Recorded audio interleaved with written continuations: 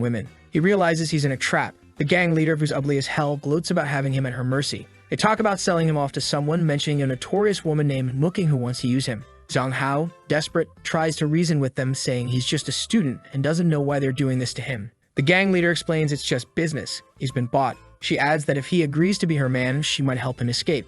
Zhang Hao plays along, saying he likes strong women and challenges her to untie him to see if she really is strong. The gang leader, intrigued by his boldness, agrees. "I love breaking in a wild horse," she says as she orders him to be released. Meanwhile, Wei's secretary informs her that everything is set and they can proceed with the final stage of their plan. Wei signals to go ahead. Back in the warehouse, Zhang Hao is freed and prepares to fight. He notices some metal bars in the corner and thinks if he can reach them, he might stand a chance. The gang leader taunts him, ready to make him comfortable, and lunges at him. Zhang Hao dodges and heads for the bars, impressing the gang with his courage. He quickly grabs a bar and hurls it at the gang leader, who dodges, but he follows up with a blow to her elbow, dislocating her arm. The gang leader, now enraged, admits she underestimated him, but warns she can't ruin his face since he's to be sold. Zhang Hao, unfazed, taunts her, "Let me go, or you'll regret it." She sneers, dismissing his threat, confident in her gang's numbers. The scene cuts to the antique shop assistant, now battered on the floor, muttering that messing with Zhang Hao is dangerous because anyone carrying an antique worth 200 million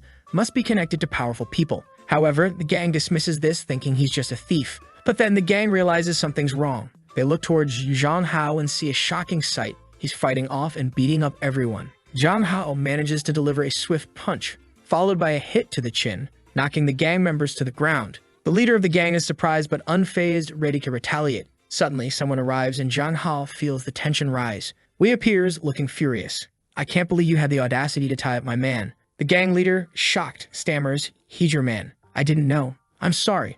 I didn't mean to mess with you." Wei calmly explains that because the gang leader stole from her, all of her gang members now belong to Wei. She also demands that the gang leader drop out of the inheritance dispute, leaving everything to her useless brother. The gang leader, horrified, refuses, stating she'd rather die than let her brother inherit everything. As she pulls out a knife to attack Wei, one of Wei's bodyguards swiftly intervenes, pinning her to the ground. The antique shop woman, now revealed as the gang leader's sister, watches in horror as the bodyguard twists her sister's neck, ending the confrontation. Wei then walks towards Zhang Hao, remarking how impressed she is with his ability to handle the situation. Zhang Hao, realizing the extent of Wei's influence and power, accuses her of orchestrating everything to take control of the Mu family. Wei, clearly irritated, denies planning everything just for him and insists they start getting along better. Zhang Hao, still cautious, warns her not to come closer, brandishing a stick. Wei effortlessly breaks the stick with a punch and orders him to come with her. When he hesitates, Wei picks him up and carries him off, smacking him playfully on the butt. Zhang Hao, humiliated, finds himself in a helicopter looking down at the scene below, where the antique shop woman lays defeated. Concerned, Zhang Hao asks if Wei will get into trouble for killing the gang leader's sister. Wei dismisses his worries, explaining that it was self-defense as the sister attacked her first. Zhang Hao awkwardly gives a thumbs up, relieved she won't face consequences. Wei, pleased with his reaction, reassures him that anyone who messes with him will face severe consequences. As the helicopter soars, Wei begins to question Zhang Hao about the differences between her and the gang leader. She asks if he considers her as bad as the woman who tried to kidnap him. Zhang Hao hesitates, unsure how to respond. Wei, noticing his discomfort, leans in closer, teasingly biting his ear and asking if he holds double standards. Zhang Hao, flustered, struggles to find the right words. And while he's talking, she turns his face and plants a kiss on him. Fast forward to the next scene, Wei is already in the room, taking off her shoes, and Zhang Hao is asking, "What are you doing?" She tells him not to move, and as he tries to protest, she comes closer. Zhang Hao shouts for her to stop, but she moves in, clearly breathless and blushing, and then jumps on him. Wei tells him, "I've saved you so many times, when are you going to repay me?" Zhang Hao, trying to reason with her, says, "I even gave you a kiss. What more do you want?" She licks him and responds, "It's not enough," clearly indicating she's serious. Zhang Hao, flustered, doesn't know how to react. She grabs his neck and says, "I want you." When he tells her to stop, she retorts, "Then why is your hand there?" Zhang Hao, confused, realizes the situation is escalating beyond his control. Wei teases him, saying, "It seems your body is more honest than your mouth. It's time for you to date me officially. Whether physically or mentally, I will satisfy you." Zhang Hao, lost and unable to speak, looks overwhelmed. Cut to the next scene where Yahello learns from the antique store girls that Zhang Hao was taken by Wei Nan. Determined, she decides she must go and rescue him. Back with Zhang Hao and Wei, he tells her, "Okay, you want to date me? I'll consider it if you do one thing." Wei asks, "What?" He replies, "It's simple. Sit on my lap." Wei, puzzled, asks for clarification. "What do you mean?"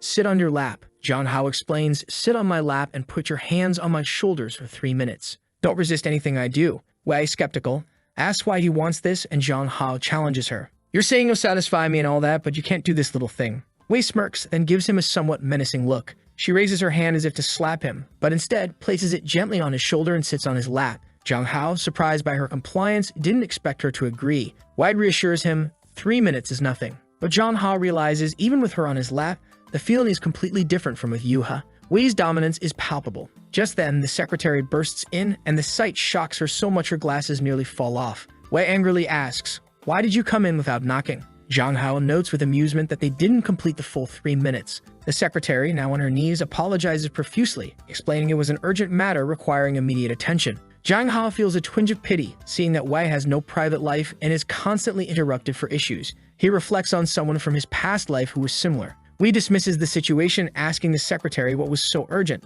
The secretary informs her that Yuha, the daughter of the Min family, is at the door wanting to see Zhang Hao. Both Wei and Zhang Hao are taken aback.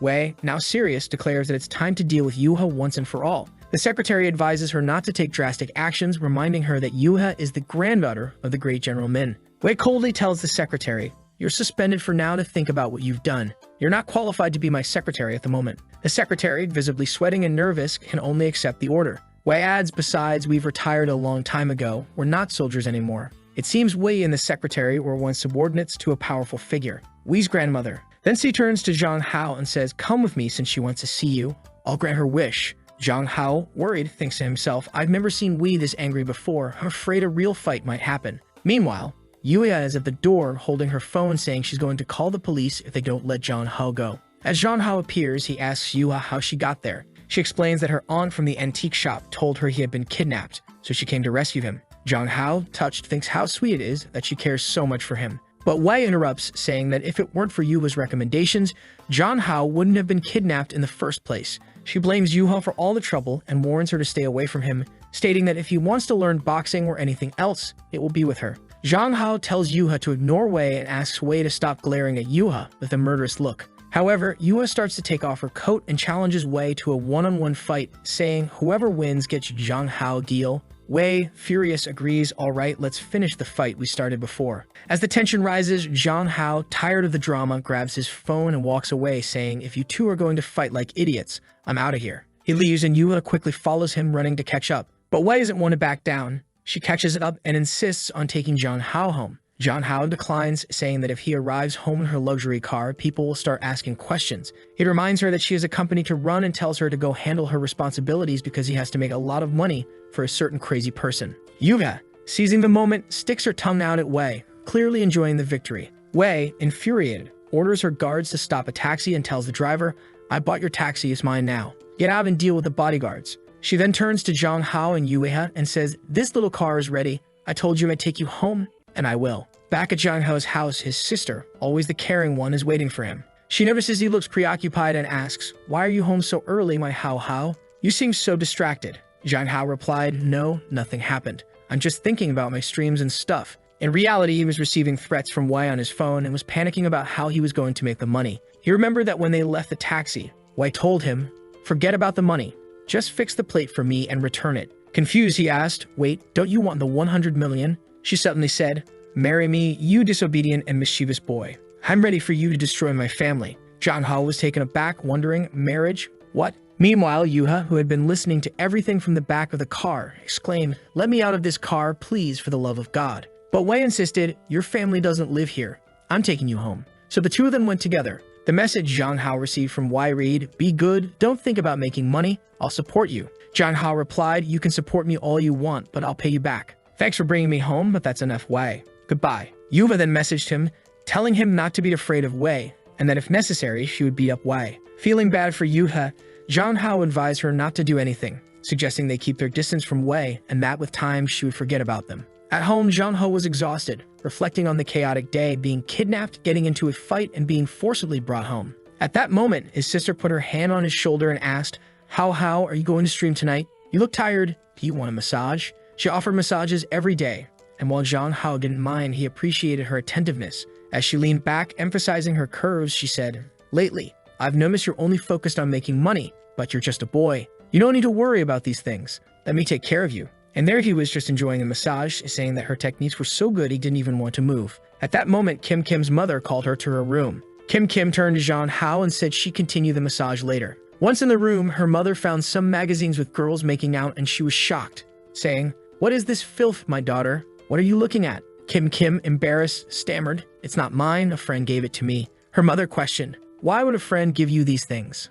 And why are they in the house?" Kim Kim nervously replied, "She thought it would be funny if you found them and thought you'd punish me. It's a trap, Mom. Don't believe it." Kim Kim, "Why don't you get a boyfriend? You're all ready." But Kim Kim interrupted her, saying, "No, I don't want one. I don't want one." Suddenly, a pair of panties fell out of the book she was holding. Her mother, shocked, said, "Panties?" Kim Kim stammered, "I don't know how to explain, Mom." And then her mother scolded her harshly, even giving her a smack on the head. "You better find a boyfriend or else I'll come here and give you a beating." Spending some time alone in her room, Kim Kim let out a sigh of relief and said, "Haha, the plan is working. As soon as I ignite the flames of doubt in my mother, things with Hao Hao won't be able to go wrong. Once again, my little sister is playing chess in the fifth dimension, man. No one can predict her moves." The next day, Jean Ho was already exhausted because as soon as he arrived at school, a bunch of crazy girls called him the god of masculinity, and everyone wanted to talk to him. He didn't have a moment of peace in school. Long Long approached him, saying, "Ah, you finally arrived." Jean Hao was saying he had to take a day off because he was very tired. Long said he was worried and even thought about going to Jean Ho's house because it was unusual for him to miss school. The protagonist was eating, and it seemed that after the day of all the drama, he and his sister had stayed at home. Jean Hao was thinking that a day at home was full of benefits. Drooling, Long Long asked him, "What are you thinking about? You seem a bit distracted, you know." He replied, "Nothing, just some good stuff." At that moment, Long Long mentioned that he saw him playing and was impressed by how he could dominate the girls in the game, saying it was even better than singing, and that he was a legend. Jean Hao responded, "Oh, so you like that kind of game, huh? Are you going to keep watching my streams?" Long Long replied, "It's different when it's you, Brother Hao," and mentioned that he had dragged Yuha into it as well. She appeared with dark circles under her eyes. The protagonist jokingly asked, "Did you see a ghost? Why didn't you sleep?" She explained that she stayed up watching all the streams he had done and ended up forgetting to sleep. Jean Hao was shocked, telling her that's not how you watch streams. You can't consume 10 hours of content in 10 hours of the day. She said she was just happy to watch him after school. Jean Hao tells her not to do that anymore and to get some rest. They have a little back and forth about whether or not she should keep watching, and they share a hug. The day goes by, and as they're leaving, Long Long mentions that there's a swimming class on Friday, so they need to buy some swimsuits. And then the ridiculousness of it all hits. Whoever designed those swimsuits deserves a punch in the face. Jean Ho's expression says it all. The scene cuts to Jean Ho's sister on a date. She's glued to her phone, clearly uninterested. The guy is rambling on about how he'd make a perfect husband, staying home to take care of the kids. But she seems completely indifferent, only focusing on her phone and thinking how lousy this is, while glancing at the last messages she exchanged with Hao Hao. The guy notices and asks, "Are you even listening? Don't you want to know anything about me?" She gives him a deadpan look and asks, "What's the advantage of being with you?" He smirks and says, "My looks are the advantage," striking a pose. She laughs a little and the guy is left wondering, "Why are you laughing?" She's clearly zoning out, obviously thinking about how good-looking the protagonist is. The scene cuts back home and there's Jean Hao sitting on her lap as she asks why he's so desperate to make money. He responds, "Even a guy needs to know how to earn his own money. The future of his family can't depend on just one person." This is another thing those guys doesn't compare to, because even though he has a little job, he's eager to quit and stay at home, whereas Hao Hao wants to work and help pay the bills. So there's no comparison. Hao Hao is a solid 10 out of 10, she thinks. She's also wondering why her mom sets her up on blind dates with these weirdos if they're so alike. Apparently, the guy had mentioned some figures for car, house, and wedding expenses, and she commented that paying those amounts is quite easy. He grinned and said, "So, oui," but she cut him off, asking if he really deserved it. The scene shifts to a shopping trip, where they're trying on clothes and Jean Hao was just watching. But what a disaster, right? The classmate mentions that Long Long's choices are very conservative and that you should show a little more skin. Jean Hao is taken aback, thinking, "No, don't say that." While Yuha is watching, she looks disgusted by it all. Long Long feels embarrassed and tells her to stop looking at him with that obscene expression. Then she turns to Jean Hao and says she knows he's looking for a swimsuit, and she has two perfect choices for him. However, the boy is already anticipating something crazy, decides he'll pick his own. The girl, visibly eager, mentions that the choices she has are really incredible. However, Jean Hao and Long Long leave while she stays behind, feeling disappointed and thinking that she at least wanted to have seen him in a smaller swimsuit. "Oh well," she sighs. Yuha then looks at her and asks, "Can you help me choose one? I don't really know much about this." She responds, "Sure, I'll help you. Let's go." She then comments, "It's good that you're opening up more and more." Yuha responds, "I love the skills you're teaching me. Having a friend is very useful. They share a hug and Yuan. Her friend asks Yuha, are you getting better at understanding your own thoughts? Yuha pauses, then suddenly blurts out, I like Zhang Hao. Yuan is startled and says, I understand, but I like him too. Both girls blush and look at each other a bit awkwardly. If Zhang Hao realizes that he left his friend in a room with these girls to buy swimsuits, it might cause trouble. He should probably go back. But it's too late. His friend comes out all ready for swimming, really prepared. Thankfully, the artist put a large white bubble to protect my wallet. Zhang Hao is stunned, thinking, is this for real? Can she wear this in class? She responds, everyone dresses like this. There's no problem at all. Then she asks, didn't you pick out Yui's outfit? She says, yes, I did. He anxiously asks, oh my god, where is she? The friend points, she's over there, trying it on. Zhang Hao turns to look, and Yuha emerges saying, I'm fine, Zhang Hao. I just find this a bit weird. Does it make sense to wear stockings for swimming? The friend argues, it makes sense. The stockings are designed to protect women from the cold. Recent studies show that men love to see women like this. Zhang Hao and Long are left unsure of what to expect next. Then the friend announces, here comes the latest trend, Yuha. Show off the beauty of the new era. She steps out and the scene is covered with censor bubbles. What did they do here? Zhang Hao wonders, noticing that they made some adjustments. Yuha comments, I feel kind of strange in this. Zhang Hao is speechless, frozen. The friend chirps, there's another piece here. Yuha, feeling uncomfortable, asks, doesn't this reveal too much? Zhang Hao grabs her hand and insists, stop listening to this crazy person, please. She tells him that there's no problem with showing a little skin. The scene shifts and we get a little flashback of their friend, the blonde girl, talking to Yuha. She says she's going to confess her feelings to Zhang Hao. She knows he probably doesn't like her, but she's going for it anyway, telling Yuha that she wants to finish school without any regrets and that she'll regret it if she doesn't at least try. This plan of hers shook Yuha a bit. In the next chapter, it starts with her confessing. She says she knows she's not pretty enough, but begs him to give her a chance because she's been in love with him forever. Zhang Hao thinks, oh damn, so she just called me here to confess.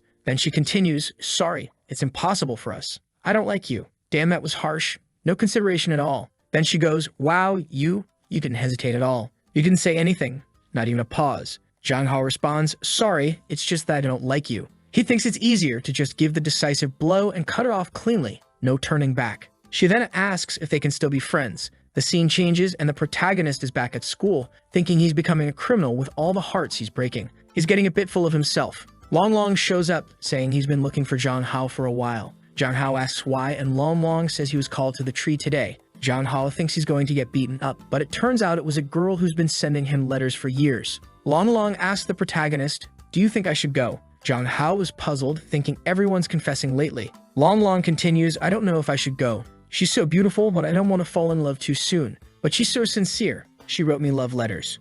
What do you think? Should I go or not? Zhang Hao, frustrated, thinks, go if you want, don't go, whatever, who cares? Long decides to go, and they head to the tree. There's a girl waiting there, and Zhang Hao tells Yuha to help him if the girl tries to hit him. The brave guy goes over, hinting that he's going to reject her. Yuha asks Zhang Hao what he thinks it feels like to like someone. He says, I don't know. It's different for everyone. He then reveals that for him, if you try to forget someone and can't, you're probably into them. She agrees, saying it's the same for her. At that moment, the girl reveals herself to Long and kisses him. But Long responds with a slap, even wiping his mouth in disgust. Was that necessary? They rush over to Long asking if he's okay and what happened. Long, clinging to Zhang Hao's arm, cries, Hall, it was my first kiss. Zhang Hao looks at the girl thinking she's not even ugly and scolds Long for hitting her. The girl apologizes, falling to her knees, begging for forgiveness. It made me feel bad for her. The scene cuts to Zhang Hao and Long drinking some beers, with Zhang Hao telling him not to drink more because he's already acting crazy.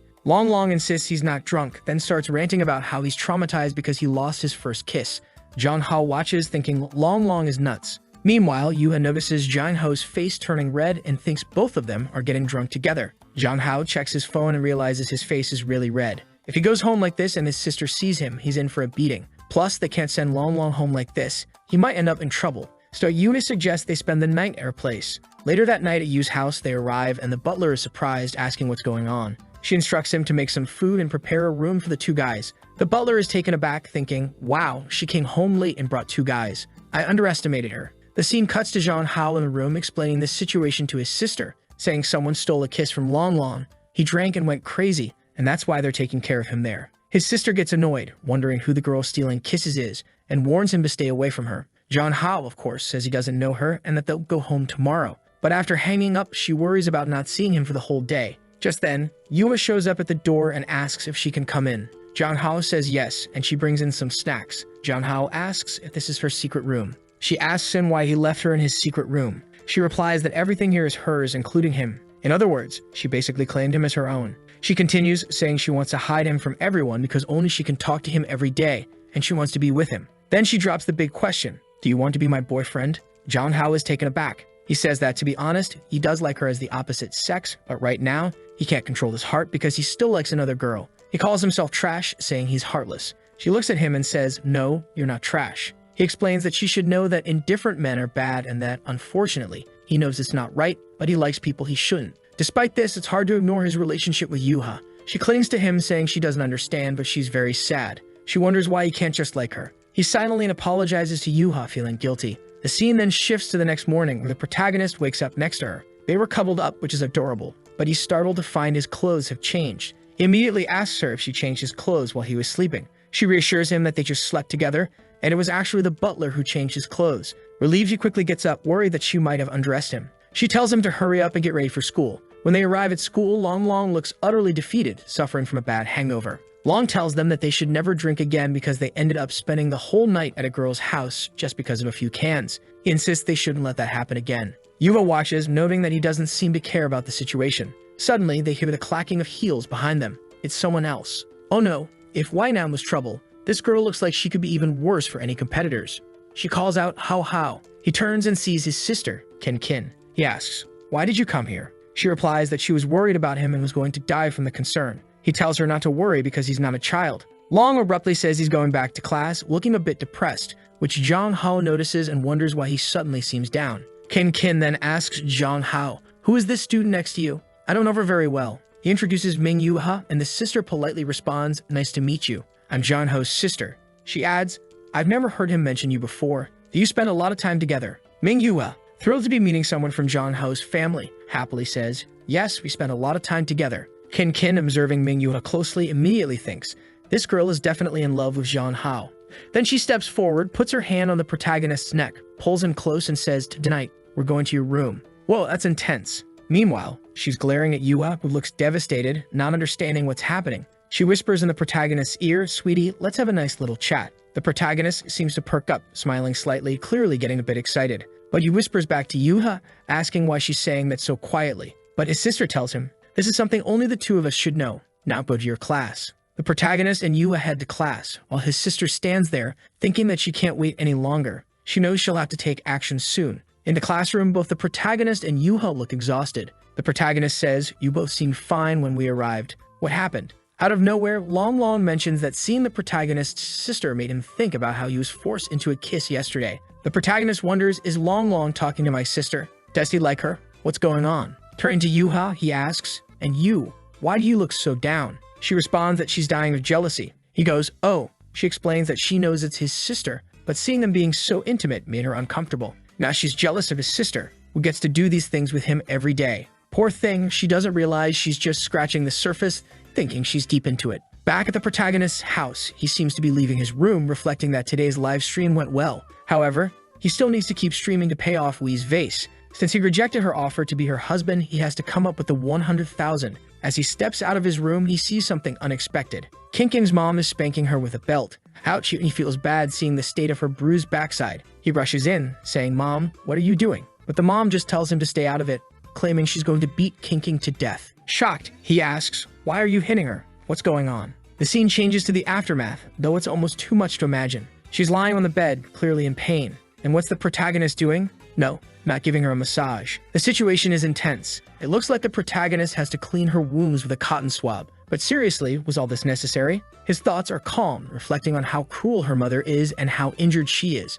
He asks what happened for her to get beaten like that. During the beating, her mother revealed the reason behind it. She was fighting with her daughter because she doesn't like men. At that moment, the protagonist thinks, there's no way Kin Kin could be like that, right? I mean, she even kissed me first. It's impossible. But then his sister speaks up, I'm sorry how, but I really am. I hated boys since I was a child, and I tried to force myself to like them, but it just didn't work. That's why I kept pushing myself on you. The protagonist feels crushed, thinking, so that's why, huh? You really don't like me then. It was heartbreaking. She continues, I'm sorry, how, I just can't do this. But then she stands up and says she doesn't want to be that kind of woman, She wants to like boys too. He reassures her, saying, no, it's okay. He thanks her for letting him take care of her wounds and tells her to keep this embarrassing secret. He doesn't know what to say and goes back to his room. The protagonist starts searching online for how he can help her with her sexual orientation. He even Googles, is there a way to become straight? He finds an answer with many likes and favorites suggesting using temptation and forcing the person to start liking the opposite sex as a solution. The protagonist thinks, this doesn't seem right. This can't be the answer. I'll ask my sister for her opinion, right? When I get to the room, she's under the covers, calling herself trash, filthy, horrible, and useless. Then the protagonist says, sister, I found a way. Take a look. And he hands her the phone. Right. She looks at it and tells him maybe it could work, but who would have the courage to sacrifice themselves like this and cooperate in something like this? Can't be a stranger. I don't want someone I don't know. I don't even want to go to work anymore. My future is ruined. If I step in that place and people find out about this, I'll be trashed to society. I'll just stay here at home forever. Damn, how? Leave your decaying sister here. She doesn't deserve anything. Girl, it's like playing 10th dimension chess. The protagonist is just lost. Poor guy. It's a tragedy. He thinks on how difficult this situation is to solve, and he never imagined things would turn out like this. But setting that aside, he's the only person who can help her. So he turns to her and says, there's no other way, Kinkin. Let me help you. She responds, no, how can you? You're already too mature. This kind of sacrifice isn't worth it for you. Then he moves closer, puts his arm around her, and says, let's take it step by step. Besides, we've already kissed and cuddled all night. Sister, do you feel anything? She replies, no, man, she's playing hardball here, isn't she? He moves closer and she says, no, nothing. Do you not feel anything when I do this? Nothing. It's useless. I don't feel anything for a handsome guy like you. And the protagonist thinks, still no answer. It seems Sister Kinkin is in a worse situation than I thought. But she's over there, practically dying, thinking she never imagined the plan would work so well and now the temptation is killing her. He then says he'll go to his room to get ready and tells her to come over in a bit because he needs to find a cure for this. No, it's going to be too hard for you, she says. The night arrives and the protagonist is thinking about trying on some sexy dresses, gloves, and lace lingerie. I hope it's not for him. Wait, is for him? Oh, and a false alarm. He said he's not going to wear those things. Phew, that was a close call. He decides not to use anything too extreme, but some shorts should be enough, right? He read somewhere that if he wears black and white gloves, it will surely drive the girls crazy. It's like the equivalent of girls wearing stockings. The protagonist is lying in bed just hoping that all this will really help. The clock ticks, time passes, and the protagonist falls asleep. Then he hears, how, good night, and look at how she comes in. God help us. He immediately thinks, Sister Kinkin, what are you doing here? Our parents are sleeping. He's thinking maybe she's a spy or something as he didn't hear her coming at all. He was fully prepared. He tells her, lie down here first, and let's just cuddle and pretend we're going to sleep as usual. However, in his thoughts, she's already looking beautiful. Even in the moonlight, I can see how wonderful she looks in that outfit, and she's starting to sweat a little. Despite this, she switches to her monk mode, remaining stoic and still. Lying there together, he asks her, tell me, how disgusting do you find this situation? Are you feeling uncomfortable? We can take it slow if you need. She responds, it's just a little uncomfortable. But I like the warmth of this moment. In her mind, she's thinking, oh my God. She's biting her lips and says, I'm still not very used to this, but let's do this. Hold me a little tighter and gradually, I'll get more accustomed. She pulls him closer and adds, if you're not comfortable either, you don't have to force it. He reassures her, no sis, it's all good. Thinking to himself, what am I reading? He says, we have plenty of time so it's okay, while internally noting how strong his sister is even in a situation she doesn't want to be in and she's still considering his feelings. She's so kind. They touch noses and for a moment, it seems like a kiss might happen. But it was just a fleeting thought and she thinks to herself that she didn't expect everything to go so smoothly and for him to be so cooperative.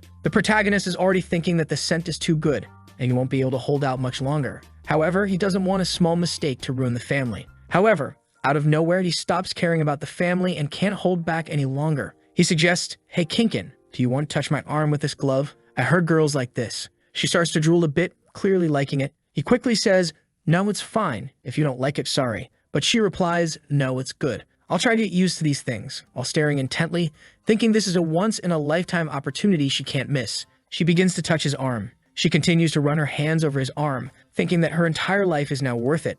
My goodness, she's practically melting. Someone get a fan. The protagonist reassures her, saying, you don't need to force yourself, it's okay, thinking that her sweating is due to nervousness. He even feels her fingers trembling, not realizing how deep the issue was. Okay, he says, you made a great sacrifice, you can relax a bit. She moves to the side, putting a hand on her nose, thankful that she didn't get a nosebleed. She tells the protagonist that she still can't get used to the feeling of a man's hand. It feels weird. The protagonist moves closer behind her while she's trying to calm herself using a meditation technique, attempting to control her heart. He gently touches the back of her neck and asks, you want to try a kiss to see how it feels? Our last one was with a lot of resistance. She's taken aback, a kiss. My goodness, my brother is so wonderful to make a sacrifice like this. He says, I want it too. And you still think I'm such an innocent boy. You're so beautiful. I just want a kiss from you. At this, she feels like she's about to explode. She punches the ceiling, her sanity dropping to 0, and then she grabs him. The protagonist is stunned, thinking, what just happened?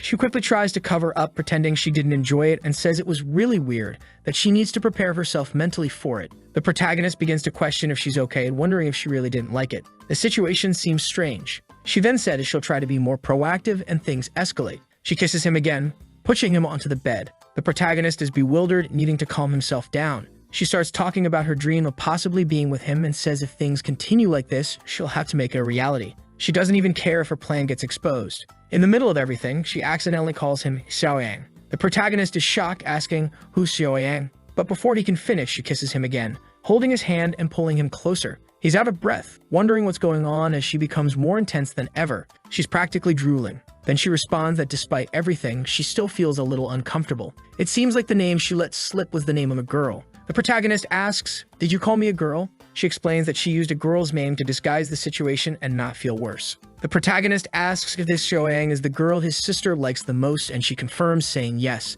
The protagonist thinks that if she called out that name, her situation must be really critical, even in a moment like this. She says she needs to go to bed because she has to study and wake up early. The protagonist, now very suspicious, asks, are you really? She replies, a sister would never lie to you. If I lie to you, I'll be your slave. Wow, what a promise. The protagonist thinks, slave, like as she starts singing a little song to help him sleep. The next day, Shezel's staring at him, thinking, sorry, how, I didn't want to lie to you like this, but I don't want you to hate me either. Given your past and traumas, this is the only way I can achieve the result I want. In the future, I promise to be more careful and make up for all the harm I'm doing now. So please forgive your little sister. The protagonist wakes up, thinking that the previous night was too exciting. He's at the pool. It's Friday, the day of the swimming class we talked about, and everyone is staring at him. The girls are practically barking. Long appears behind him and says, I want to go home. I'm too shy.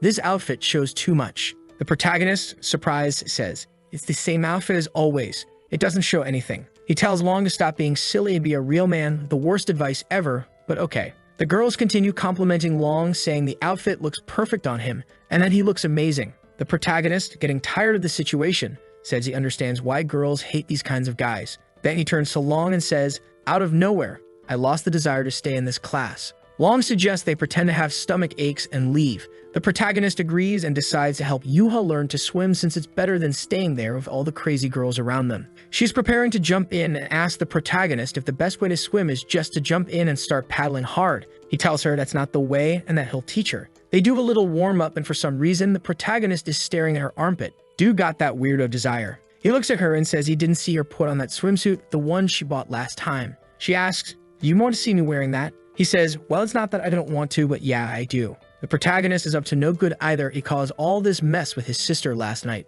Yuna mentions that after the protagonist and Long left, she went back and bought a few more pairs. And if he wants to see, he can come to her house and she'll show him, as she doesn't want anyone else to see. The protagonist says that since he promised to teach her to swim, he will have to go to her house to teach her. He can't break his promises, but for now, he'll just teach her at school. He tells her to take a deep breath, prepare herself, and then he pushes her into the pool. As expected, she starts to drown again. The scene cuts to her, traumatized from almost drowning. The protagonist tells her to be careful, that she needs to breathe deeply and gradually. However, when he touches her, he notices that she's shaking, completely desperate and scared, and she says she wants to give him a hug because she's in shock. The protagonist, feeling sorry for her, says it's not a good idea since it's class time and everyone's watching, so it's not the best moment to be hugging. She then shares a childhood trauma, explaining that once she ran off without her parents noticing, and when they found her, she was almost dead, having nearly drowned. Moved by sympathy, the protagonist offers to give her a hug. She immediately jumps at the opportunity, clinging to him tightly, while everyone around them comments on the situation.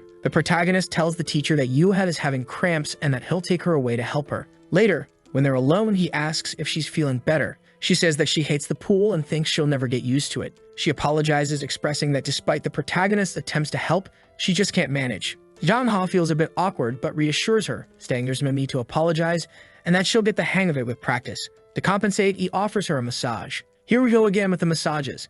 He starts with her calf and then moves to her shoulders, giving her a firm but soothing massage. She immediately comments on how comfortable and calming his hands are, but she hints that she wants more, asking him to go for other places. When he asks where, she points to her upper body. Realizing the implication, Zhang Hao tells her to stop joking around, insisting that he's a serious masseur and won't engage in anything improper. However, she kicks his hand away angrily, saying she wanted a serious massage, not a joke. He firmly tells her to stop talking like that, especially in public, and to give him her leg again so he can continue the massage. She questions why she can't talk about these things, and he explains that such talk is perverse and is something only couples should do, and it should be kept private. No one in the class should know about it. Do you want to be known as a pervert? She looks desolate and confused, then starts crying. Completely distraught, she says she doesn't care and wants to be known as a pervert. The protagonist is shocked, thinking, where's my innocent Yue? What's happening? He tells her, you're only saying this because you don't understand how dangerous perverts are. You don't want to be an abominable person, do you? She replies that she doesn't care since he gave her that massage and she no longer wants to learn how to swim. The protagonist makes a deal. If she learns to swim, he'll do anything she asks within reason. She agrees eagerly, clearly ready for something more. Back in the office of our dear Wei, we haven't seen her for a while. It seems she couldn't finish her work because she was busy looking at photos of the protagonist. She thinks to herself how exhausted she is and how she can't focus because of that damn goblin. She glances at her phone thinking, why don't I just take one more look? She sees a picture she took in the helicopter and blushes. The scene shifts to someone pressing the elevator button and a man appears, asking if she's the general manager. Wei makes a face as if she's ready to scold her mother. Her mother says, do you think I'm the kind of mom who hits on her daughter's boyfriend? For heaven's sake, I'm just curious. With so many handsome men chasing after you, why did she choose this Zhang Hao specifically? Wei responds that there's nothing special and that she wants to get back to work. Her mother leaves, telling her not to sleep at her desk. As her mother leaves, she thinks this is a real problem. It seems my daughter is in love, and that's a weakness that can exist. The scene shifts again, showing the protagonist observing Wan's secretary, who had been expelled. He thinks, wait, isn't that the secretary who got kicked out? Let me go have a chat with her. He walks over, introduces himself, and asks if she has some free time. She's caught off guard, not expecting this. He gets straight to the point, mentioning that he noticed in their last argument that it seemed like they were both subordinates of Minwera's grandmother. So what's the deal? The secretary interprets this as him showing interest in Wei. He quickly clarifies that she's just a stalker and he has no interest in her. He just wants to know why she's so fixated on him. Didn't she hate men? The secretary explains that it's not that she hates men, but she despises weakness. And since our protagonist is a total Sigma Chad, she couldn't resist. It seems she developed this hatred because of her father. He always obeyed her mother, did everything she said, while the mother would go out drinking and seeing other men. In the end, he caught a disease and died alone in the hospital, and the mother didn't even visit him. He died as a lonely, forever alone guy. That's why she despises weakness and clingy men. The protagonist thinks that maybe the best way to make Wei hate him is by pretending to be weak. Could that be the plan? The secretary suggests that he should join her, because Wei would never treat him badly. Even after everyone left the army, she hired everyone who had been at the base with them and gave them much higher salaries. So it's guaranteed that if he joins her, his life will only get better. The protagonist says it's not possible because she wants to dominate too much, and he's the kind of person who doesn't like that. If they were together, one of them would always be mad. At that moment, someone appears and says, young man, I finally found you. The secretary is shocked and the protagonist is confused. It seems she's already closed the cafe and only the security guard is left, having sent everyone away. She's staring at the protagonist, saying, you look good, but how long have you two been dating? The protagonist tries to explain, saying she's overreacting and they're not even dating. She retorts, not dating? For heaven's sake, is it possible that my daughter still hasn't managed to win you over? This is a disgrace for the family. The protagonist asks why she's looking for him. She says it's inconvenient to talk here, suggesting they go inside. She's taking the protagonist to a private room. The secretary senses something bad might happen. She tries to rescue the protagonist, saying that we just call him Zhang Hao, and she's just there to fetch him, so let's leave. But the woman beckons her closer with a finger, and when she hesitates, she gets a sharp elbow to the chin. The protagonist is utterly confused by the turn of events. The woman apologizes, saying it's been a while since she had to land a blow like that, so maybe it came out too strong. The protagonist stands there, stunned, wondering what's going on. Am I caught up in some mess again? The woman remarks, oh young man, you're quite calm. Any average student would be intimidated by now. The protagonist says that ever since he got involved with Wei, these situations have become common, so he's somewhat used to them. Now that he knows she's the mother, he's thinking,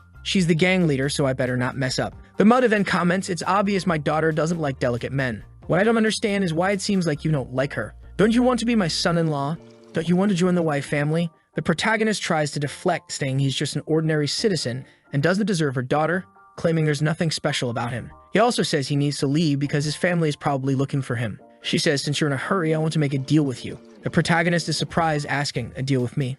I'm just a high school student, I can't help you. She insists that only he can do it because, according to her observations, her daughter is obsessed with him. If he asks her for something, she probably won't refuse. The protagonist, still confused, listens as she tells him to invite Wei on a trip to a specific location. Once there, he is to set up a situation where her people can arrive and capture her daughter. Then she promises to give the protagonist a lot of money, enough for him to move to another country and live an easy life. And then he says, "Wait, you want me to help you take down Wei? Isn't she your daughter? How am I supposed to take her down?" She responds, "It's simple. I want my title as the head of the family back. There hasn't been a mother-daughter relationship between us for a long time." The scene shows a panel indicating that Wei had beaten her mother, taking control of the family. The protagonist, feeling awkward, says, "With all due respect, isn't Wei already a head of the family? Since she took over, the family's status has become more significant and relevant in the entire city. So why do you want to fight her? It seems like she's doing a good job." The mother explains that the only thing she has left is money, and she wants to use it to do whatever she wants. "I have no family, no one left," she says. "So why not stir things up?"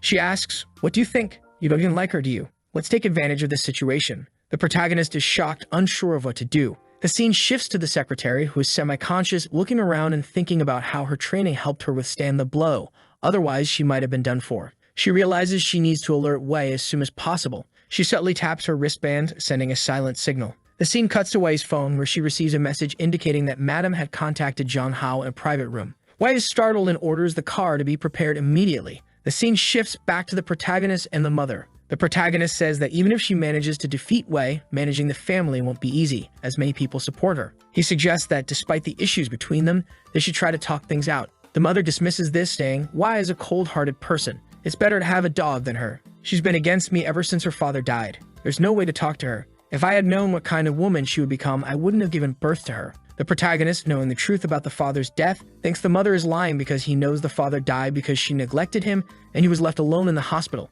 Trying to deflect, he says, "That's a lot to deal with. I understand why Wei resents you because of her father, but all you need to do is show a little more care for the family, and everything will get back on track." The mother retorts, "Oh, are you trying to convince me to give up on this? I came here because I sensed you didn't like her, but it seems like you're trying to protect her." She points out that the punch she gave to the secretary was a declaration of war. She insists, "All you have to do is take Wei to the location I specify, and I'll give you the money. You won't have to worry about anything else." The protagonist asks, "And if I don't agree to help you?" The mother rises, "You don't want to help me or take the money? Fine, then your family and you will become my hostages. Simple as that." The protagonist, with a serious expression, responds, "It's one thing to threaten me, but to bring my family into this? I can't let that happen. I'm sorry. You made a mistake by not bringing any bodyguards with you." She looks at him intrigued and says, "Do you think you can defeat me physically?" He challenges her, "Come and see." As the scene shifts, a car pulls up and Wei orders the driver to move aside. The secretary spots Wei and tells her, "Finally, you're here. Zhang Hao was taken by your mother a while ago. I'm afraid something might have happened." Wei asks which room they're in and sends her guards to untie the secretary, intending to confront them. As she approaches, she hears the conversation. The mother is saying, "It's common for everyone who gets close to my daughter to have some kind of agenda, but it seems she likes you, and I wanted to know what you're like." The protagonist asks, "Is that why you went to so much trouble? Does Wei know you came to see me?" The mother replies, "I don't know, she might be furious if she finds out. That child has always insisted that I stay out of her relationships. But this is the first time I've seen her like someone, so I was curious about you." She continues, "Now that I've seen you, I understand why she isn't wrong. Besides wanting to see you, there's something else I want to ask of you." The protagonist asks what it is, and she explains that Wei's birthday is coming up and she wants to give her a present. However, she knows Wei won't accept it if she gives it directly, so she wants the protagonist to deliver it. Meanwhile, Wei is listening to everything, feeling perplexed. The protagonist and the mother continue, with the mother explaining that the Wei family is large and prosperous, requiring multiple heirs. The problem arose when her father couldn't have children, leading the mother to push many men toward her, hoping to produce an heir. The mother didn't want to, but she had to. Over time, she distanced herself too much from Wei, and by the time she noticed, Wei was already grown. Now she hopes the protagonist can help her resolve this mess. The protagonist responds that he can't help with that. If she wants Wei's forgiveness and understanding, she needs to earn it herself. Moreover, she needs to understand that no matter what she does, she can't make up for lost time. The scene changes to the protagonist leaving the room, where he sees Wei Man. He asks, "What are you doing here?" She switches topics, asking, "Did you hear everything we talked about?" Wei apologizes, saying she told her mother not to do this, but she came on her own. The protagonist asks if she plans to reconnect with her mother. Wei replies that she'll keep things as they are and nothing will change. She then asks the protagonist what he would do if his mother, who had abandoned him for years, suddenly reappeared wanting to talk. The protagonist reflects on his family with his sister and parents and says he'd prefer if his mother didn't return because his family's fine as it is. Wei asks, "So you're good with your family? How's your relationship with your half-sister?" He responds, "It's fine, really good. Why are you asking?" She reveals she's considering moving his family so she can protect them more easily. The protagonist refuses, asking why she keeps insisting on this. "Since when am I your man?" he asks. She confidently states, "Sooner or later." The protagonist insists it's not going to happen. Suddenly, she stops the car and he asks what she's planning. She explains that her father gave up and surrendered, just like her mother did, pressured by her grandmother. But she won't give up on him and won't let him be with anyone else. She'll keep pursuing him until he accepts her completely. The protagonist warns that this is too extreme, but the scene ends with a close-up of her lips, and he can't help but be charmed. Covering her mouth, he was being all cute. But our boy gave her a little tap on the hand and said, "Stop pushing things, girl. We're on the road here." She looked at him and said, "Wanna go to my place? Let's go." He told her to just take him home. But just then, his sister called. He picked up and she immediately scolded him. "It's super late. Where are you? Why aren't you home yet?" Our boy tried to cover it up, saying he was at Long Long's place and lost track of time. But Wei was watching him lie the whole time. He turned to Wei and said, "You've heard that? I gotta go home now." She called him Fox Boy again and asked, "So you know how to lie, huh?" He responded, "I'm only lying because of you." She then asked, "Does your sister care about you that much?" He confirmed, "Yes, because we're family." She just said family, but Wei was already thinking it might not be that simple. When he got home, his sister greeted him and he started apologizing, saying Long Long had held him up or something. But she stopped him and said, "Why are you lying to me?" Yikes. He was caught off guard trying to play dumb. "Sis, what are you talking about? I'm not lying. I'd never lied to you." But then she revealed, "I called Long Long. He said you left his place a long time ago." Busted dude. He didn't expect her to have Long Long's number. She continued, "I've always been alone, just like you, with single mom working all day. I only learned what family warmth was with you. I consider you my favorite brother. But it seems I was too sentimental.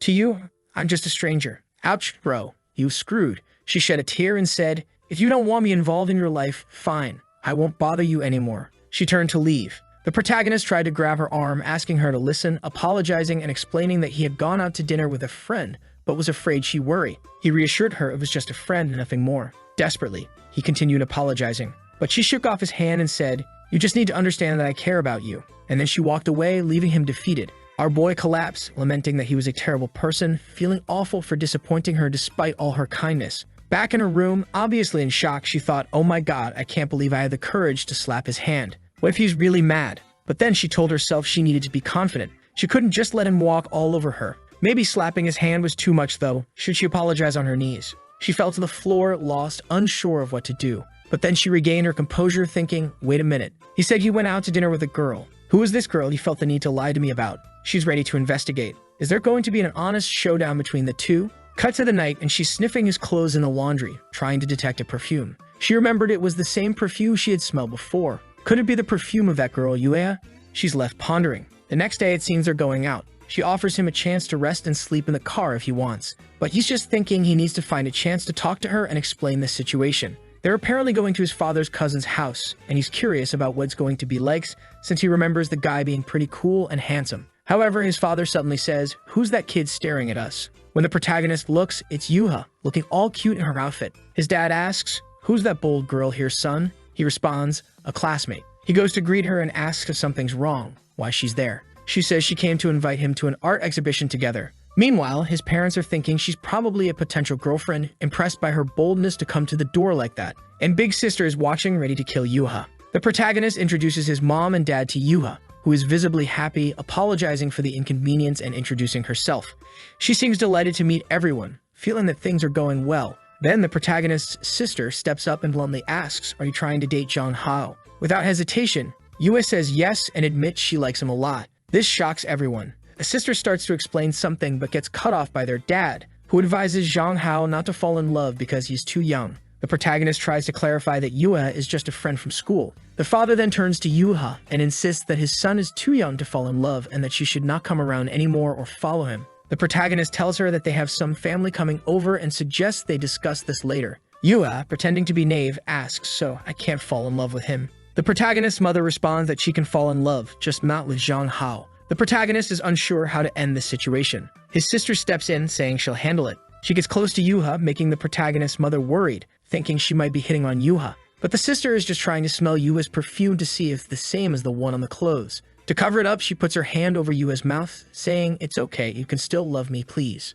At this point, the protagonist's mother pulls the sister away, alarmed. The protagonist asks Yuha to leave, promising they will talk later. She apologizes and leaves. The sister is left thinking, if it isn't the same perfume, then who is this other woman constantly around my Zhang Hao? The scene shifts to the protagonist's father greeting the cousins. When they arrive, the cousin, who used to be quite a player, now was in short shorts, looking very dainty. The protagonist, despite all the chapters, still isn't used to it. Later, during a conversation in the garage, the topic shifts to the situation with Yuha. They talk about understanding how Zhang Hao, being so attractive, is likely pursued by many. The cousin then comments on how beautiful the protagonist's sister is, and the protagonist's mother agrees, saying Qin is also very beautiful. The protagonist, looking somewhat disappointed, tries to escape the conversation by offering to help his dad in the kitchen. However, his cousin stops him, saying Zhang Hao is so good-looking that he should just take care of himself like a flower and everything will work out for him. He advises Zhang Hao to find a rich woman and relax. The protagonist insists he likes helping his dad when needed, but his cousin keeps insisting that women nowadays are learning to cook just to please men, so he doesn't need to worry about that. Realizing his cousin won't stop bothering him, the protagonist suggests they go to his room to continue talking. In his room, the cousin notices how plain it is and asks if they're sure it's not his sister's room. The protagonist explains he likes his simple lifestyle, but the cousin says he needs to learn more about cosmetics and beauty. Immediately, the cousin asks if he has a girlfriend, to which the protagonist replies that he doesn't. The cousin then stands up and says, "See this outfit I'm wearing? My girlfriend bought everything." The protagonist seems unimpressed, obviously recognizing that his cousin is someone who sells out for easy money. The cousin then asks if his sister has a boyfriend. The protagonist replies that she doesn't, but a lot of people are after her, mentioning that she even had a stalker following her at one point. The cousin comments that he's heard she's not only very smart, but also quite attractive. The protagonist is shocked considering the cousin just mentioned having a girlfriend. At that moment, his sister enters the room and tells them that lunch is ready, so they should come down. The cousin winks at her, trying to be charming, and says they'll be right there. As they leave the room, the sister apologizes for her earlier behavior and expresses a desire to talk privately, with the protagonist later to apologize properly. The protagonist, sensing something is up, agrees, saying he also wants to talk. They agree to chat after lunch. She urges them to eat quickly, showing her eagerness. The scene shifts to them finishing their meal, with the protagonist declaring he's done eating, and she responds similarly. However, just then the protagonist's phone rings and he answers. It's the woman from the antique store, informing him that the plate he had requested to be repaired is ready. He asks about the condition and the cost, and she informs him that his girlfriend already paid for it. Confused, he wonders who could have done this and quickly excuses himself, saying he has urgent business to attend to. His sister doesn't seem too pleased, though she tries to hide her frustration, reminding herself to keep calm and not push him away. She tells the protagonist not to be late or they'll worry about him. He assures her he'll be back soon and leaves, relieved that she doesn't seem too upset. After he leaves, the cousin makes a comment about how attractive the protagonist is and suggests he might be going on a date.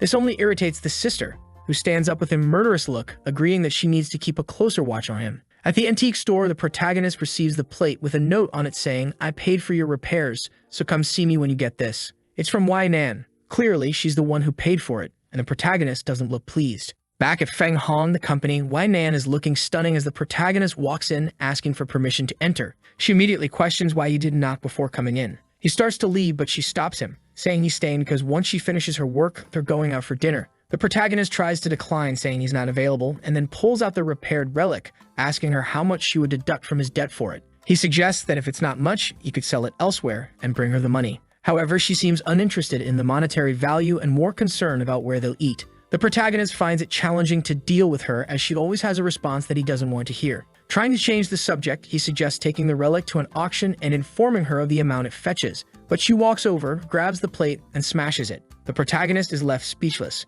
as the item was worth millions and involved so much trouble, including death, just to repair. Even though she didn't want it, he asked for it because it was worth a lot of money. Apparently, it fell into the trash can, and he ran to retrieve it. She told him to stay away from it because it was dirty and broken antiques weren't worth much. At that moment, she grabbed his wrist to lift him up and ended up breaking it. His wrist literally snapped. The protagonist and Wai are both confused by the situation. The next scene shows him wondering why he has such a fragile body. Wai examines him and says there's no major damage. It was just a tendon strain and he'll be fine soon. However, she advises him to see a doctor. Out of nowhere, the protagonist asks her, "You retired from the military and you're still so strong. Did you really see combat?" She confirms she did and almost died. She offers to tell him the whole story if he stays the night. The protagonist declines, saying he wasn't that interested, he was just curious. He starts to leave, but she insists he stay for dinner. He retorts that she's too persistent, She mentions that she read all the novels he wrote and they seemed too real. She wants to talk about them over dinner. The protagonist wonders about her connection to the girl from the moon and flops onto the couch, surprised that his novels had such an impact. He considers staying since he hadn't eaten much earlier with his sister and was still hungry. Wei quickly orders dinner for two and teasingly asks what made him decide to stay the night. The protagonist, embarrassed, clarifies they only agreed to dinner, not the whole night.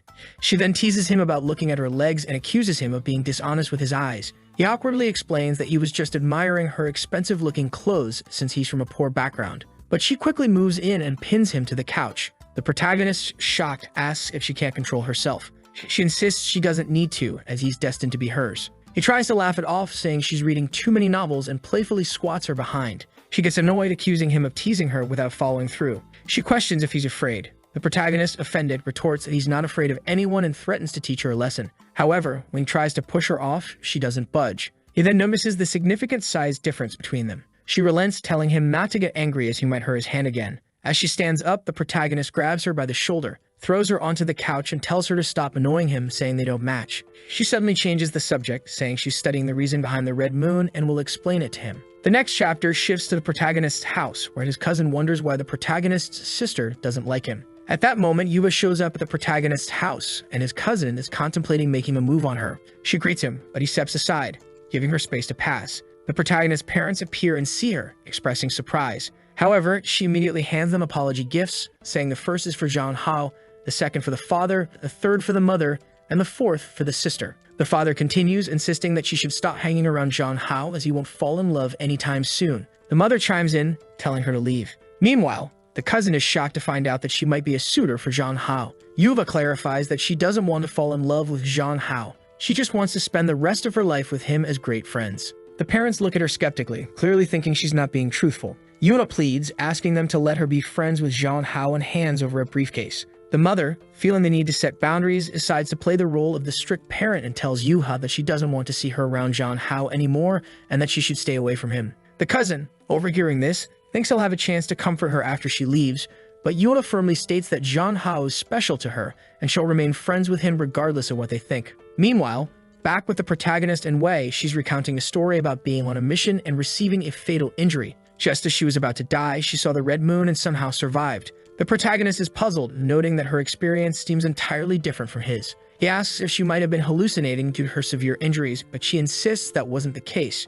She explains that her wounds were beyond modern medicine's ability to heal, and that's why she's been studying the phenomenon of the red moon ever since. She mentions that during the second appearance of the red moon, she noticed the protagonist whose behavior didn't match anything she'd seen before. She found his novels similar to some dreams she had, leading her to believe that he might have some connection to the red moon. The protagonist, surprised by her experiences, watches as she begins to unbutton her clothes, stunned and asking why she's undressing. She points to her abdomen, explaining that it was there she received the fatal wound which destroyed all her internal organs. However, as you can see, she has no scars. She wonders why so many died that day, yet she survived, and asks him if the world in his novel truly exists. Realizing the only way to handle her is to cooperate, the protagonist agrees but sets conditions. He must be free to contact his family whenever he wants, and she can't isolate him for her studies. She gets upset at the suggestion she might imprison him, but he retorts that capitalists have a cold heart. With a sigh, he resigns himself to the fact that he'll have to deal with her for now and reveals, "I'm not from this world. When I saw the red moon, I woke up in this body." The scene shifts back to Yuha, standing under the sun, waiting for Zhang Hao's parents to accept the gift. It seems she's determined not to leave until they do. The father finally relents, saying, "Okay, since you seem to have no bad intentions, I will allow you to be friends." She responds that Zhang Hao is her best friend and she would never have any ill intentions. He observes that she appears sincere and accepts the gift, then tells her to return to her family. Later in the living room, the family examines the gifts she brought, gorgeous jewelry. Naturally, they suspect it's fake because nobody gives such expensive gifts. They're trying on the pieces, commenting on how realistic they look, almost like the real thing. The sister then enters and asks who gave them the jewelry. The mother explains that it was a friend of Hao Hao's who came by and they didn't know what to do, so they accepted the gifts. But they all believe it's probably fake. The cousin agrees, but the sister picks up a sapphire and upon examining it, says it doesn't seem fake. Judging by the cuts and details, it likely is a genuine sapphire worth tens of millions. As everyone stood in shock, especially the cousin with ulterior motives, the scene shifted back to the office. It seemed the protagonist had finished explaining to Wei everything that happened with the red moon and how he ended up in this world. Wei was lost in thought, contemplating the existence of parallel worlds. She asked, "So, In your world, do men chase after women, and is it normal for them to walk around shirtless, showing off their chests? This led to the protagonist wondering what would happen if he went to the beach here. Would it be strange? He didn't dwell on it much, but thought about it briefly. He confirmed that everything she said was true, and that he's a normal man. When he sees a beautiful woman, he can't help but look a little longer. In his world, he wears shorts to the beach. Here, he's considered a wild man, so he's probably not a good match for her. Moreover, he might return to his world at any moment, and since she's a great woman, he doesn't want to hurt her. He suggests she finds a normal man. Ignoring his concerns, she asked if it would be normal for him to take off his shirt now and show everything since he's from that world. The protagonist replied, "Of course, in my world, if it's hot, guys take off their shirts." We imagined the sight, seemingly stunned, thinking about men walking around shirtless and how daring they must be. She then challenged him, "If that's the case, take off your shirt now. I want to see how it is. If you're telling the truth, you won't feel anything about it." Reluctantly, he started taking off his shirt, thinking he'd show her what a man from his world is like. But as he did, he noticed her intense, almost soul-sucking gaze, making him hesitant. At that moment, he recalled the goddess and wondered if he was assimilating into this world's norms and if his thoughts and behavior were changing accordingly. Meanwhile, Wei was clearly flustered, her hand between her legs, hearts in her eyes, trembling as she urged him. "Well, are you going to take it off or not? What's wrong? You said it was easy. Why are you hesitating?" The protagonist, wanting to prove his manliness, pulled off his shirt, revealing his chest to her. She trembled even more, thinking it was too much for her, and awkwardly asked him to put his shirt back on, admitting she couldn't control herself. The protagonist felt defeated by the situation, especially by his hesitation to take off his shirt, which should have been a normal thing. Wei, wiping her face, stated that from now on, they would work together and express pleasure in getting to know him. However, the protagonist, firm in his decision, told her not to contact him unless necessary as he was busy and got up to leave, insisting that next time if there's any meal involved, he would be the one to invite her. He had things to take care of, so he bid her farewell. Wei, still flustered, asked if he really couldn't stay, offering anything he wanted as long as he stayed. The protagonist firmly refused, saying not to even think about it, as he wouldn't agree to anything. Upon returning home, his sister was staring at the sapphire, thinking about how sapphires symbolize loyalty and perseverance. She pondered whether Wei had the financial means to give such a valuable gift to her brother. In that moment, she eyed the protagonist's cousin and thought, if that's the case, I'll have to use this guy. Sometime later, Zhang Ho was back home. His father, all worried, asked why the hell he took so long. That's when he mentioned all the jewelry Yua had left for our boy. Ken Qin commented that besides being very wealthy, the girl seemed to come from a rich family. The father made a serious face and told the protagonist that he couldn't like the girl just because she was a millionaire. Meanwhile, the cousin was fuming because he wanted to have received that necklace himself. Thinking about Yua, he swore to himself that he would win her over after all. She was his ticket to wealth. However, he was already imagining the wrath of someone and thought that at least he had her waiting for him. The boy was daydreaming, thinking he had options to choose from, even though he believed that Zhang Hao, despite being handsome, wasn't very seductive. Sometime later, someone said they were arriving. Zhang Hao apologized, saying they couldn't accept the gift because it was too expensive. Suddenly, his cousin appeared, saying they had met again. Zhang Hao remarked that it was quite a coincidence that they had already seen each other. In the cousin's mind, all he had to do now was create a little physical contact and stumble like an idiot. Yuva seemed scared as he approached and promptly kicked him in the chest. She apologized, saying she acted instinctively while the boy was coughing. She asked if he was okay as his legs seemed wobbly. Zhang Hao suggested they should be more concerned about others for now, while the cousin realized his plan had completely backfired. Zhang Hao once again stated that he didn't need those gifts, and Yuha asked if he didn't like them. The father intervened, saying that such gifts were too expensive and somewhat intimidating. Zhang Hao replied that he didn't need such things to improve their relationship, returning the gifts and stating he would accept a kindness, but she could keep those things. She asked if he hated her because of this. The parents, embarrassed, reassured her that she didn't need to worry about it and that their relationship hadn't changed. The sister stepped in, saying they were just friends, so there was no reason for him to hate her, and suggested she return the gift if she wanted to remain friends with him. Ken Qin was furious that the damn cousin hadn't accomplished anything. Then Ken Qin turned to Yuha and said it was getting late, so she would take her home. However, the mother insisted that she would take the girl, already suspecting that the daughter was trying to hit on the girl in the car. In the end, Ken Qin's plan to have a conversation with Yuha failed. Everyone was leaving together, and she couldn't do anything about it. At that moment, Zhang Hao's cousin asked to add Yuha to his contacts. However, Zhang Hao, feeling possessive, quickly said that she wasn't that casual and wouldn't give out her number. The cousin realized he didn't stand much of a chance, and Yuha agreed with what Zhang Hao had said. Ken Qin, upset, told them not to get too close because it was dangerous. Zhang Hao noticed that his sister wasn't hiding anything anymore. However, the fool thought his sister was also in love with Yuha, already imagining that the girl was amazing for winning everyone over around her. Now he was motivated to make peace with his sister because she seemed very angry. The next day, his sister woke him up for breakfast. He arrived all sleepy, saying good morning. When he asked where everyone was, since it was just the two of them, she told him that the cousin and the others had left, so it was just them there. Our boy already knew that life at home wouldn't be easy. Embarrassed, she asks what he's doing, and he apologizes for lying lately. Meanwhile, the sister thinks her plan was to make peace, but she didn't expect it to be so easy. Now, feeling completely better, she says it's even better when he takes the initiative. She acknowledges that something sad happened, but emphasizes that the future is more important. She asks Zhang Hao never to hide anything again. He hesitates for a second, knowing he's hiding a lot of things, but simply says okay because he's not about to reveal any of it. He thinks to himself that after everything is resolved, he will confess the secrets. With that, the poor girl feels completely relieved, thinking he's so kind. At this moment, Zhang Hao says she no longer needs to hide that she's in love with Yuha. The poor sister is utterly confused. She starts laughing, thinking he's acting this way because he's jealous. She takes advantage of his foolishness to ask him not to bring Yuha around anymore. Otherwise, she won't be able to control herself at home. Strangely, he says it's been a while since they did a special training and asks for help. Kin, who has a problem with her sweat glands, agrees to help him. So she puts lipstick on her boy. And with that, she says that these events make all the sadness irrelevant. The scene shifts to Wei's secretary in front of her nursery. She thinks this must be the right place. Inside, a woman is on the phone and tells her to come in. As soon as she appears, she introduces herself and says she has some questions. The woman welcomes her and tells her to sit down. The secretary hands over a sheet of paper and says she wants to know everything that happened with these two people during their time there. She's trying to find out if the girl abducted the boy, and more importantly, what she did to make everyone in that place cover up the events. The woman starts trembling when she sees the photos of Zhang Hao and Kin. Hesitantly, she asks the secretary how she found out about this. The secretary responds that she doesn't have to explain anything and demands to know everything that happened. The woman, frightened, seems to hesitate but explains that she will never forget this person in her life. She recalls once asking Kin where she had taken Zhang Hao and, more importantly, what she had done with him. Kin replied that they were just playing together and questioned if that was a problem. The teacher said it was indeed a problem because she couldn't just take other students out of there as she pleased. She warned that she would have to speak with Kin's family to take action. But Kin asked if that was really the best option. The teacher was a bit confused, but the girl advised her that it might not be wise to escalate the situation.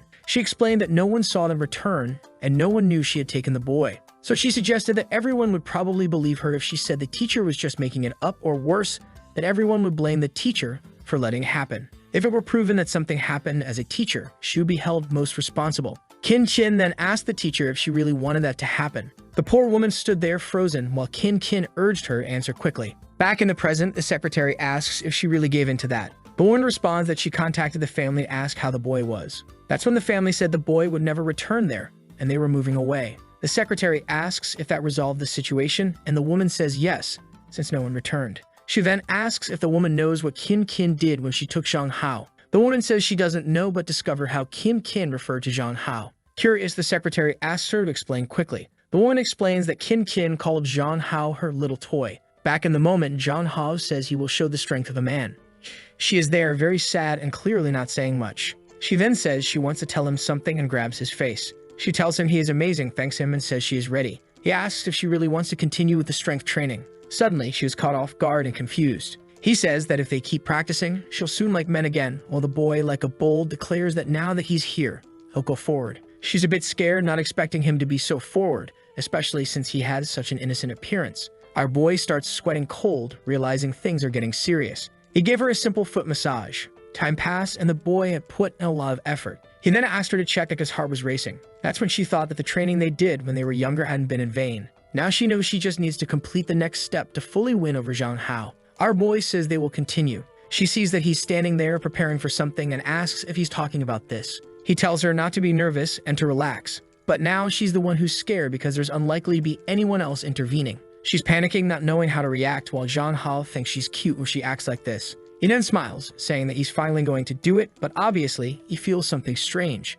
His stomach starts hurting and he doesn't know what's happening. She asks what's wrong, and he says he's feeling some strange discomfort. As he suffers, wondering why it hurts so much, she tells him to wait there while she gets some hot water. Going to the kitchen, she thinks it's a shame she almost won the game, but she's excited because this confirms the boy's intentions. She decides that when the time is right, she will confess to him. While later, she brought some milk and a few eggs for him to eat. She asked our boy, who was lying down, if he's okay. He says it didn't help much and asks if she knows any medicine since she's a doctor. She says that medicines have side effects, so it's better for him to rest for now. Then she says she has an amazing idea. Suddenly, she climbs over him, lies next to him, and says she's going to give him a belly massage to help him relax a bit. She also puts on some relaxing music, and the notes fill the room. While our boy thought she was amazing, he began to think that maybe staying in this world forever wouldn't be so bad, as having someone take care of him like this every day wouldn't be bad at all. The scene shifts to someone banging on Kin's paper. It's the president pounding the table, saying she knew something was wrong. The secretary asks what they're going to do, but then she remembers that Jong Hao had set a rule that she couldn't contact his family. She hesitates for a second, unsure of the best option, and says she'll have to make a call first. A while later, Jong Hao was sleeping and Kin said he was very cute like that. Suddenly, he received an unknown call. She immediately hung up, relieved that he didn't wake up. She picked up the phone thinking she had to be careful because it could disrupt things. But then she got scared. The message included records from when she was younger. She immediately realized someone was investigating. Grabbing Jong Hao's head, she gave him a kiss on the cheek, saying she wouldn't let anyone take him away. The scene changes to a restaurant. Someone calls out to Wei, asking why she's investigating. It's obviously the big sister. Wei tells her to sit down because she ordered her favorite flavor. Shin quickly asks who she is. Wei immediately says that she likes Jong Hao and that it's best for the sister to stay away. Kin said she didn't expect it to be Jong Hao's stalker and warns that, unfortunately for Wei, Jong Hao prefers her. But Wei pulls out the photos and warns that the boy would be very sad if he saw all that, indicating she has proof that she's been stalking him since he was younger. However, the psychopathic Kin just asks if she really thinks that's an effective threat. She explains that she's simply been taking care of him since he was younger and declares that, in the end, he'll be hers. Wei laughs in her face and warns that Jong Hao will find out that she made her mother marry his father just so she could become his sister. She threatens, saying that Jong Hao is a different person and not her toy. Now Kin fell silent and sighed, saying that if she discovered all this, she must be rich and powerful. However, she says she understands that Wei probably tried to win over Jong Hao with money, but it didn't work. She adds that it's a shame, but Jong Hao will never truly like her. The two stand in silence, staring at each other. Wei claps her hands, saying it's expected from the girl who threatened teachers when she was 7 years old. She then decides to introduce herself, saying her name is Wei Man from the Feng Hong Company. Shin immediately recognizes the name of the company. Wei informs her that she called her there because she had promised Jong Hao that she wouldn't hurt his family. But if she crossed the line again, the family matter would be set aside. Kin realized she had just received a death threat. As Wei walks past her, she asks if she really knows the Jong Hao she likes, leaving the girl in silence. Kin punches the table in a fit of rage. The scene shifts back home. Jong Hao is slowly opening his eyes. He gets up and sees his sister beside him working on the computer. He asks what's going on, and she just wants to know if he's still feeling uncomfortable, mentioning that she brought a hot water bottle for him. She then says that while he was sleeping, she read the entire novel he wrote. She found the world he described to be quite interesting and realistic. Embarrassed, he says he only wrote those things to stand out among others and make more money. His sister remarks that it felt too real, and that the protagonist really seemed like a real girl. She warns him not to confuse fiction with reality because real life is different, handing him the hot water bottle and saying it will make him feel better. She then hugs him, telling him that if he has any problems, he can always tell her because she's worried about him. The scene changes to the next day at school. Standing next to Yuha, he's thinking about how strange his sister was the day before. During the day, she seemed normal, but when she came back at night, something had changed. Yuha hands him something and he thanks her, saying he'll keep it instead of the jewelry. She immediately says she has another gift and offers him some lunch. Embarrassed, he tells her she doesn't need to be so considerate. However, she says she just wants to be nicer to him. He tells her it's okay as long as she doesn't keep giving him expensive jewelry. She then asks if his family hates her now because of it. He reassures her that's not the case and she doesn't need to worry. But she expresses that she often feels like she makes people's lives worse when she interacts with them. She questions whether she's just a friend who brings problems, but he tells her not to worry because he values their friendship. She then says that even if his family doesn't like her, it won't affect their friendship. Jong Hao explains that his family likes her, they just don't want them getting romantically involved. Yubat explains that she feels like his sister, on the other hand, doesn't like her at all and seems to want to keep them apart. Jong Hao has no idea what happened, so he just thinks she's being insecure. He stands up, telling her she doesn't need to change or try to please anyone. She will still be his friend, and she doesn't need to rush to prove anything. This cheers her up a bit, and she explains that recently she at least learned to swim. He says if that's the case, they can have fun of the weekend. The scene changes to a sunny day. Our boy was walking around the city when someone called out to him. It was Yuva, all dressed up. Our boy felt better, wondering why she had dressed up so much. He tells her they can start their outing. With that, she pulls out a giant notebook full of things she wants to do with him. Our boy wonders why she seems so prepared, and she starts listing a bunch of things they need to do today, mentioning she even bought tickets for a movie called Season of Love. He says he's confused because he expected her to want to watch a war drama. However, she says no, she chose this because she's sure it's his favorite. With that, he takes her hand, saying it's okay, and that he'll be happy no matter what she chooses, thanking her for being so thoughtful. She just holds his hand in agreement. With that, they head to the cinema. Yuha stands there, a bit lost. Jong Hao asks what's wrong and tells her to snap out of it. She brings the popcorn, looking a bit awkward, saying she didn't expect there to be so many people there. The scene then cuts to the two of them watching the movie. Our boy hands her a juice. Jong Hao comments that she seems happy, and she explains that despite the crowd, there's plenty of space. As she enjoys the juice, he receives a call. That's something, huh? Our boy makes a face, clearly not pleased, and without a doubt, he declines the call. Yuha asks what's going on, and he says it's nothing important, thinking that since she's so happy, he'll make the most of his time with her. Our boy is just watching, thinking the movie is awful because it's clearly upside down. Then a little hand grabs his. He asks if she wants popcorn. She says no, so he hands her the juice, saying that must be it. But the girl is nearly exploding with embarrassment. She says she saw in a guide that this is the step before a kiss and asks if he agrees. Jong Hao plays it cool, asking if she learned this strategy from Yuan. She says no, it's just that they haven't done this in a while. And now our boy is about to explode. She says she likes him a lot and that they could be a couple. Our boy tries to explain that he likes her too, but not in a romantic way, and she can't be so dependent. She explains that she's just following the guide she read, which said girls needed to take more initiative. With that, she pulled his face, while he was worried because it was a public place. She said she would save money and leaned in to whisper something to him, who was about to explode, unsure of what to do. Then he held her hand and suggested they focus on watching the movie. Time passed, and I'm not sure what happened, but she looked exhausted, talking about the guide. He said he had to see this guide and her strategies, then grabbed her hand to read it. She was a bit confused. He glanced at her plans, then lightly hit her head, asking why she didn't just ask instead of acting like this. Embarrassed, she said she just wanted to be there with him, and he could do whatever he wanted. Jong Hao thought she was always extremely careful, but then confiscated her little book, saying it was time for some real fun. The scene changes to a sports internet cafe. The poor girl stood in front of the computer, unsure of what to do. He asked if she'd never been to an internet cafe before, and she said her family doesn't allow it. He then asked her not to tell anyone or he'd get in trouble. With that, the boy started playing, already scoring a pentakill. She said she was trying to understand, but it was too difficult. He explained that he just wanted her to have fun, saying that since she already had good grades and a good family, the only thing he could do was help her be happy. He then opened another game, apparently a shooting game, and explained the controls for moving the character and aiming for a headshot. He congratulated her, thinking her family must be very good for someone who just started playing. He also thought that given her interest in weapons, this type of game was obviously a good fit for her. After a while, he said their time was up.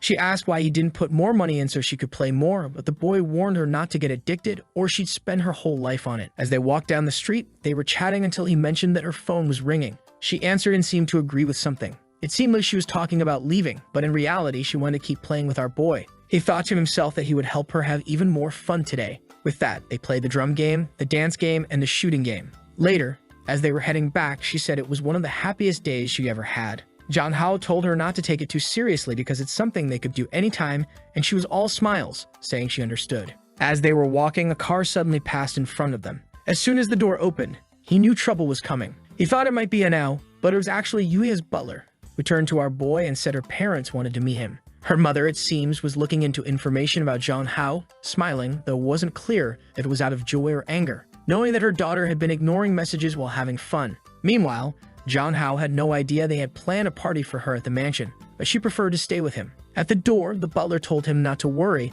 as the master was not someone who regretted visits. As soon as Jong Hao entered, he saw the mother standing there, or perhaps the father, as it wasn't clear who was who, and was asked to sit down. Our boy thanked them and realized it was the father, as he thought the man looked very young. At the table, the father asked if Yua had fun, and she said yes. He then told her to go take a bath because her clothes were dirty, and he turned to Jong Hao, saying they could have lunch together. He mentioned he'd heard that our boy had been making her very happy and wanted to thank Jong Hao as her father. Our protagonist, very polite, said it was just a matter of friendship, but he noticed the thank you seemed somewhat insincere. It seems Jong Hao wasn't very well liked there. The father then asked how much money he wanted to stay away from Yuha. The boy wondered why the plot always seemed to take this turn. He told Jong Hao that she had missed a family gathering because of him, and our boy was confused by the sudden change in attitude. He apologized, saying he had no idea she had a family event that day. The father said he was misunderstanding, and in fact he wanted to thank him for that. He offered a card, but Jong Hao refused, saying he didn't want money in exchange for friendship. The father asked if things weren't obvious enough, saying it would be rude to spell it out further. Jong Hao, now at a loss for words but growing angry, explained that everyone seemed to think he only cared about money. He told her father that he was mistaken, saying that he was getting to know Yua gradually and realized she was a good person, just not good at expressing herself. He became friends with her because of her honesty and kindness, not because of money. He acknowledged the difference between their families but insisted he was only interested in being her friend returning the card to her father, who gave a small smile. The man placed his teacup on the table, saying it was good to be young, and mentioned he'd heard that Yua had brought Jong Hao over for a night. He assumed the boy was selling himself. Our boy felt devastated, knowing that if he revealed who wanted to destroy whom, the father would go crazy. At that moment, the father, slightly crazy, commented that the boy had a face that could destroy countries. Embarrassed, Zhang Hao complimented him back, saying he was very handsome. The father thanked him, saying he was an interesting boy, and then asked him to continue being a good friend to Yuha. Zhang Hao agreed, saying it would be easy. A scene changed to the exit as the father was leaving. He mentioned that he would prepare another banquet for his daughter, but advised her to be more careful. Yuha said she understood, but noted she was out with Zhang Hao, who was her friend. The father smiled and said that if that was the case, she should value friendships. In front of Yuha, he asked Zhang Hao if they were really just going to remain friends and never be a couple. Poor Zhang Hao fell silent, unsure of how to respond. He turned to the father and said he understood perfectly and would avoid any contact. The butler then appeared and told Zhang Hao that it was time to go. The father told Zhang Hao that it seemed there was nothing to worry about, but before leaving, he instructed the butler to keep an eye on the two. Our boy was exhausted, and Yuna asked if her father had caused any trouble. He says everything's fine and that it must just be fatherly love. And he checks his phone and is startled. He has a series of missed messages. The scene changes to his home. It's nighttime as he's returning. Kin, who is soon going to have liver problems, is, as usual, a bit drunk. Embarrassed, Zhang Hao approaches and asks why she's drinking alone. She simply asks why he hasn't been answering his phone. At that moment, he knows he's in trouble for ignoring those calls. He starts making excuses, saying he had it on silent. But she ignores that and just asks if he had fun with his classmate. Embarrassed, he says he did but shouldn't have ignored the calls. Kin says it's fine, but he'll have to make up for today by spending time with her tomorrow. She tells him that he has to talk to the platform people tomorrow. She says it's perfect because they can go to the mall together and can sort out that issue. She tells him to take a shower and just agrees, while Kin thinks that with these two competitors, she'll have to be more aggressive. The scene shifts to the next day. Someone says they're embarrassed to have asked to meet him on the weekend. Our boy responds to Song, saying it's no problem. She says that his fan base isn't small anymore and that he needs to appeal to his new fans. She hands him a tablet with a streaming auction for him. As soon as he sees that it's for him to act like a fool in a kimono, he says he's not that type of streamer. She then shares a second photo of a night cosplay, saying he won't have to show much skin. He agrees, saying the second option is more acceptable. But he's shocked when she says that, in that case, they're doing it now. Before he can react, she's already got the camera in hand, telling him to take a look. With no other option, he's soon dressed as a knight, posing for the photo. What he didn't expect was a crowd watching, and apparently, this video was already recorded and shown to someone. During a meeting, the girl comments that it's a great place to invest because that cosplayer alone attracted a lot of people. However, people are thinking that the cosplayer is very handsome until he realizes he's being filmed by a drone sending footage to the meeting. At that moment, the signal is disconnected. She apologizes, saying she'll send someone to investigate, but someone in the meeting says they'll handle it themselves. It's Wainan, who says that since he destroyed the drone, he'll have to pay the price. Later, our boy is exhausted because it took forever to take all those photos. He hears someone knocking on the door and asks if it's his sister. But when he opens the door, it's Wainan, arms crossed. He tries to close the door, but she blocks it, saying it seems like he's really trying to ignore her. She glares at him, asking if she has to break into the house. He reluctantly invites her in. Sitting on the couch in business attire, she asks why he hasn't been responding to her for the past 2 days. Embarrassed and trying to cover it up, he says the day was very busy and offers her some tea. She just laughs in his face, asking why he's dressed like that, and if he really thinks it's good to earn money this way. He says she wouldn't understand, thinking to himself that she once wanted him to be a streamer for her company. She asks why he wants to continue streaming if she already told him she'd pay much more. But our boy, tearing up, says a man has to earn his own money. She just laughs, saying she agrees with that, and pulling him by the collar, says they need to resolve the drone issue. He's flustered, asking if that was her company's drone. As he's about to talk about money, she says she knows a better way to compensate. Before he can respond, she kisses him. She helps him catch his breath and tells him that the outfit suits him well. Our otaku boy jokes that she would look good with cat ears. She asks if he wants to see her wearing them and warns that he'd have to kill her first. Out of nowhere, the boy becomes energetic and gives a playful drum tap. She looks confused, and with 50 kilograms of muscle, he lifts Wei. She comments on his courage to lift her in such an embarrassing way. He admits he has courage but can't hold her up for long because he's already trembling. He asks her to get down and she says he might collapse to the ground. She then remarks it's a shame he failed the counterattack. Our boy is disheartened, realizing his body is indeed very weak. Wei tells him that in terms of strength, he stands no chance. She helps him catch his breath once more. Half an hour later, our boy is exhausted and worn out, while Wainan, still radiant, talks about the red moon that only appears after a solar eclipse. Zhang Hao is curious, knowing this phenomenon occurs only once every 14 months. She explains that there's another type of lunar eclipse influencing the red moon, and that her investigations suggest this nude eclipse is related to the red moon. Jang Ho becomes intrigued, thinking this might relate to how his body ended up in this world. As his sister arrives back home, the two of them look back and Jang Ho is startled. Kin's groceries fall to the floor and she, surprised, asks Jang Ho what he's doing. She thinks to herself that she must be going crazy to see him like this. She questions why he's dressed that way, and he explains it's for a stream he's doing. She understands it's work while thinking he looks amazing. He says he's going to take a shower because he's tired. She offers to give him a massage later. He suddenly stops and calls her, saying it'll be difficult to remove all the tied-up clothes and that he needs help. Of course, Kin doesn't refuse such an offer. He's suffering, dying of heat, asking her to take it off quickly, while he thinks to himself it's good that Wei didn't try to escape. As she helps him undress, he remarks he felt like a canned tuna. She notices his sweaty back and feels a bit uncomfortable. He says he smells bad, but she says it's a pleasant smell, hugging him and saying he looks handsome in that cosplay. She teases that if he did more cosplay, she might stop liking women.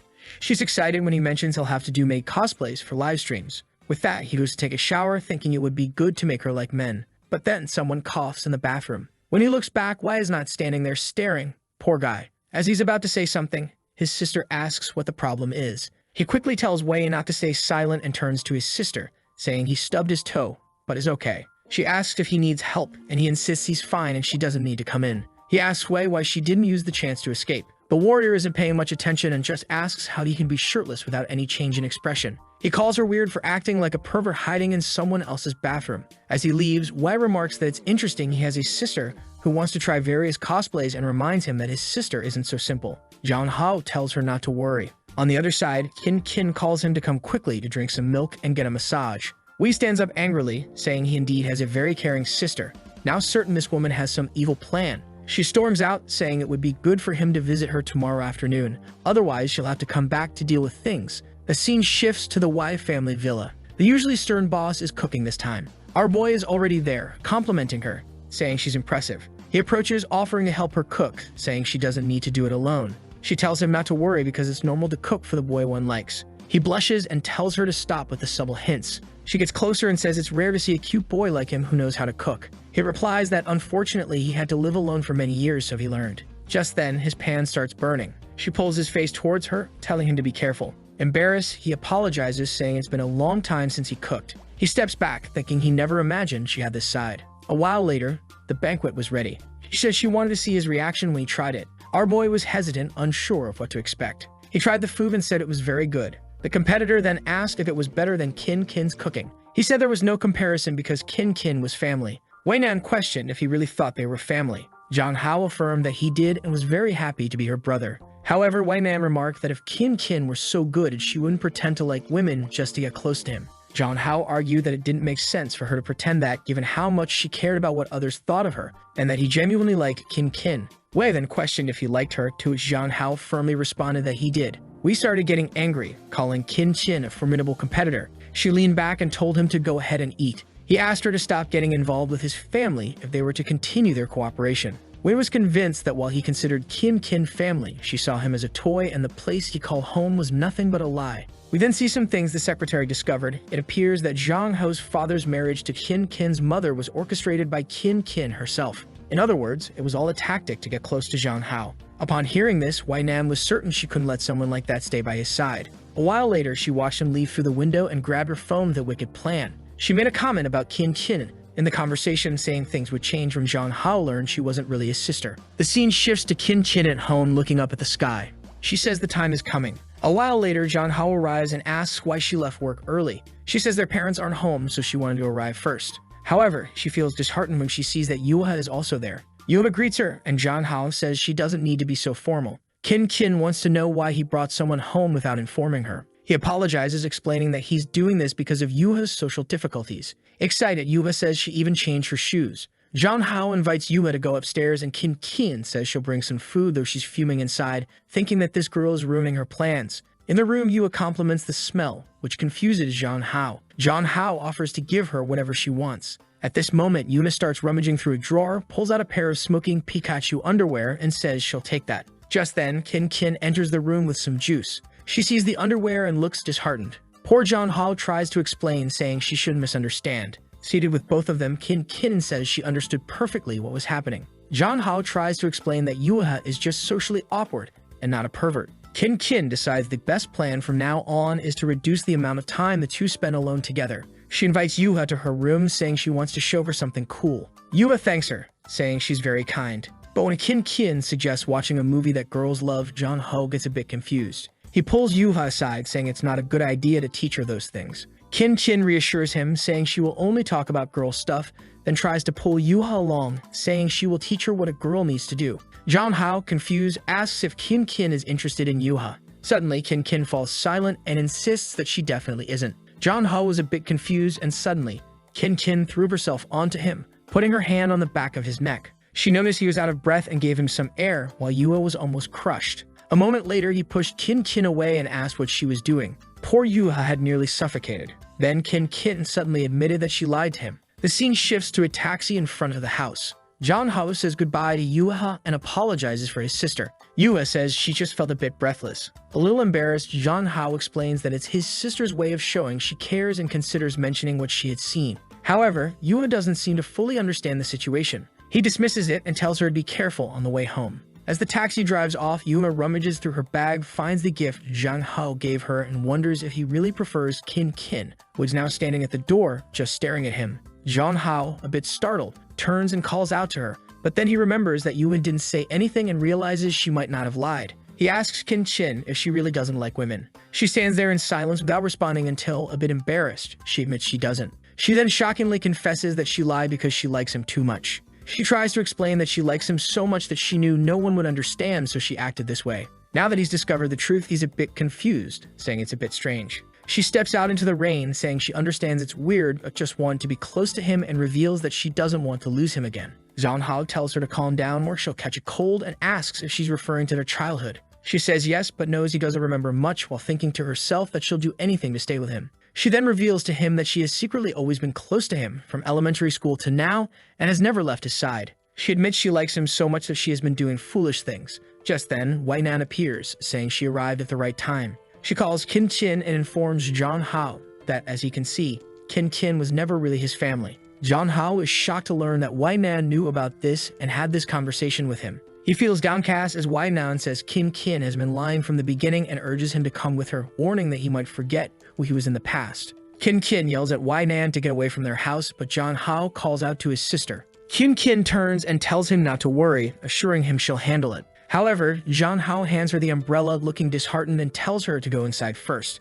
He says he'll leave for now and give her an answer later. Kin stands there, confused and unsure of what just happened. The scene changes to White Nan's apartment, where she tells Jong-ho not to catch a cold. She hands him a towel, but he's just standing there in silence. The two stand quietly for a while before he asks if she really needs to reveal his true identity to his sister. She dries his hair and asks if he truly believes his sister is innocent. White Nan goes to a book and says if he really wants to know the truth, he should take a look at it. Jong-ho looks at all the records they gathered on Kin and starts to get scared by what he finds. When they were younger, she would get any girl who talked to him. This behavior continued as they got older. Even though she was accepted into a much better university, she chose to stay in the city to stay close to him. It turns out that her mother's marriage to his father was orchestrated by Kin to get closer to him. Sun-ho asks how this is possible. Wei Nan, a bit unhinged, comments that she admires how far Kin's love has gone. The poor boy sweats coldly, not understanding what this crazy woman is saying either. Wei Nan approaches and says that normally those being pursued never really understand. She takes out a cigarette and says she'll try to explain clearly, noting that in his world, it's usually men who pursue women. In this case, all she did was try her best, going to great lengths to follow and interfere in his life, affecting his social status and even his family. Wei Nan asks if what she's done is perverse or not. Sun-ho stands there, poor thing, unable to say anything. Wei Nan extends her hand, saying that if he comes with her, he can forget these problems and study the red moon. Sun-ho, scared, says he can't think straight and needs to go home first.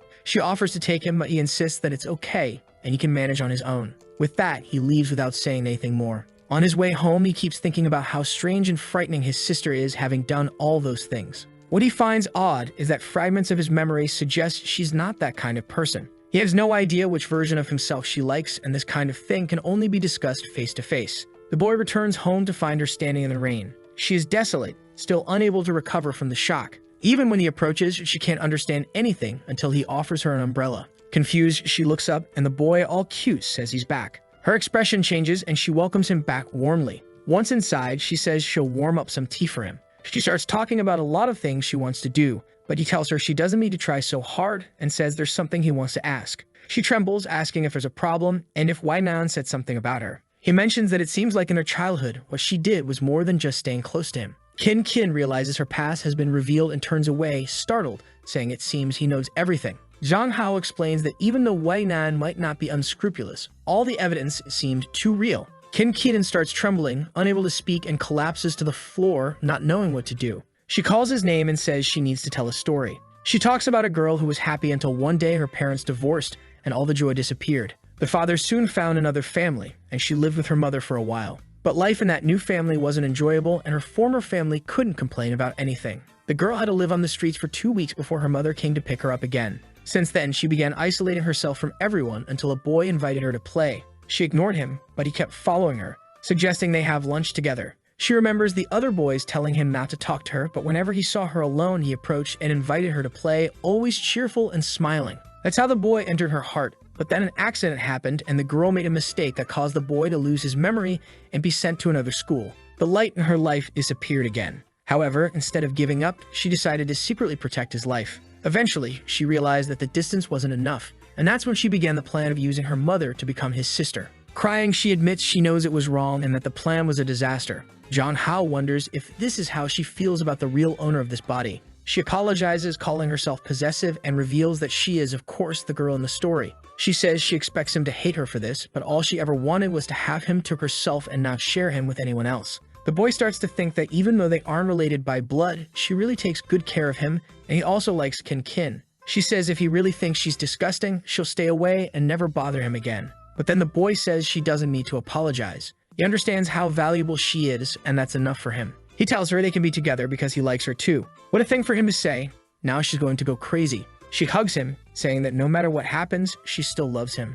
And our boy, awkwardly, tells her she's getting snot all over his shirt. With that, she gives him a UFC-style hug. She threw the boy to the ground and, as always, helped him catch his breath. As he lay there, he thought to himself that this felt like a first love. The time they spent together was sweet. Being around her always made him happy. She always wanted the best for him. She mentioned that her life felt like a dream, and she was incredibly happy. Meanwhile, he felt increasingly guilty, knowing that her connection was with the past Zhang Hao, not with him. She then said she would go downstairs to prepare dinner and call him when it was ready. He was left deep in thought, realizing that he was taking advantage of her feelings. He wondered how she would react when he told her the truth. He called out to her, and she turned around to ask what it was. He hesitated, especially when she smiled and asked if the baby was having a problem. Feeling foolish, he said it was nothing important and told her she could go make dinner. Obviously, he lacked the courage to tell her the truth. The scene changes to Fenghong Enterprises. Zhang Hao is there again, and Wainan comments that their meeting was very good. Zhang Hao doesn't seem very enthusiastic and asks her to get to the point. She crosses her leg and says she wants to ask him something. She asks how the conversation with his sister went. Zhang Hao uncrosses his leg and says they're doing fine. Wainan questions what he means by fine and accuses him of deceiving her since she knows the person his sister likes isn't the current Zhang Hao. She suggests that eventually Kin will discover he isn't the person she truly fell in love with, and who knows what she'll do then. Hesitant, Zhang Hao says he can't predict the future. Wainan, observing his troubled mental state, thinks that if things continue this way, she'll have to take matters into her own hands. She changes the subject and talks about his career as a streamer, presenting a proposal. She mentions that he's in the top 3 on the platform and should realize there's a limit to being an internet celebrity. She hands him a paper, suggesting that if he really wants to make money, he should have his own products. It's a clothing brand idea. He asks if this is just her idea. She says she doesn't care about other investors, but she has never lost money. She explains that her research on the Red Moon has been costing her, so this is the least he can do to help her recoup some losses. Zhang Hao agrees not to pay with flesh and blood, but if it's a matter of time, he can help a bit and promises to repay her for all the help she's given him. He then asks what style of clothing she has in mind, and she tells him to be independent and create his own style. Later, as he leaves, she thinks to herself that with her strategies, it will be easy to manipulate him. Her plan for now is to keep him busy with his career, as he's the type of man who enjoys making money. This way, he'll be more independent from Miss Kin, and she can use her influence to pull him away from his sister. Later, Zhang Hao returns home. Kiki asks if he's busy and tells him not to spend too much time on that clothing company. Zhang Hao reassures her not to worry because they're helping him a lot. However, she knows very well that this clothing company is undoubtedly connected to Wainan. She calls him over and says that now that they're together, he doesn't need to work so hard because she will support him. Just then, their mother appears and says it's time to let her brother sleep, starting to notice that something is strange. Zhang Hao thinks that lately she's been taking good care of him. Even though they've been spending less time together, she always cheers him up. If he wanted, this life he's living could last forever. The scene changes to the next day. Jong Hao is exhausted, sitting in his school chair, when Yuna comes over to ask what's wrong. He says he's fine but seems down. He explains that he's just tired because he's been working on creating a clothing brand. As he was about to mention needing a professional model, he sees her standing there and gets a perfect idea. He tells her he'll need a favor after school. The scene changes to a photo shoot session where they're taking pictures of Yua for the clothing catalog. Someone comments that the girl has potential and could even join the company. Suddenly, Kin shows up, complimenting Jong Hao on his good work. He asks her what she's doing there, and she says she brought some treats for her favorite person. The people around think she's very beautiful and friendly. Then someone else arrives, questioning why there are so many people there. Kin wants to know who invited this person. It's obviously Wai Nan, who claims she's there as an investor to supervise. Kin retorts, calling Wai a capitalist here to oversee her slave. Wai Nan retorts, saying it's better to be a boss than a fake family member. Jong Hao watches from afar as the two bicker. He tries to calm them down, but Yua invites him to eat something. At that moment, both women stop and turn angrily, asking why Yua is the model for his products. Embarrassed, he tries to explain that it seemed like the best idea. Suddenly, the women start competing, with Wai Nan putting on lipstick and Kin donning another outfit. Clearly, both wanted to compete for the role of his model. Confused, Jong Hao, with the camera in hand, asks why he has to do this. Wai Nan insists that only he has the honor of photographing her. Once again, the two start arguing while Jong Hao doesn't know what to do. He asks them to stop so they can finish early, and now even Yuho wants to pose for the photos. Kin sits and tells Yuha to put her hand in her hair, excited at how photogenic she is. He tells Wai Nan to sit in the chair and smile, feeling excited. Seeing why, he decides it's best not to give her any instructions, fearing backlash. However, seeing that she's not posing properly, he tells her to stretch her leg, feeling thrilled to be ordering a CEO around like this. Time passed as he took the photos, while Yuha watched the competition between the girls. At the end, he thanked everyone and offered to treat them to dinner later. Once again, they were competing for his attention, leaving him unsure how to handle it. He decided to let them figure it out and not get involved anymore. Later, back at home, the product link and the page were working well. He felt a bit insecure since it was his first business venture, but with everything set up, he had no choice. He started the live stream and there were 17,000 viewers.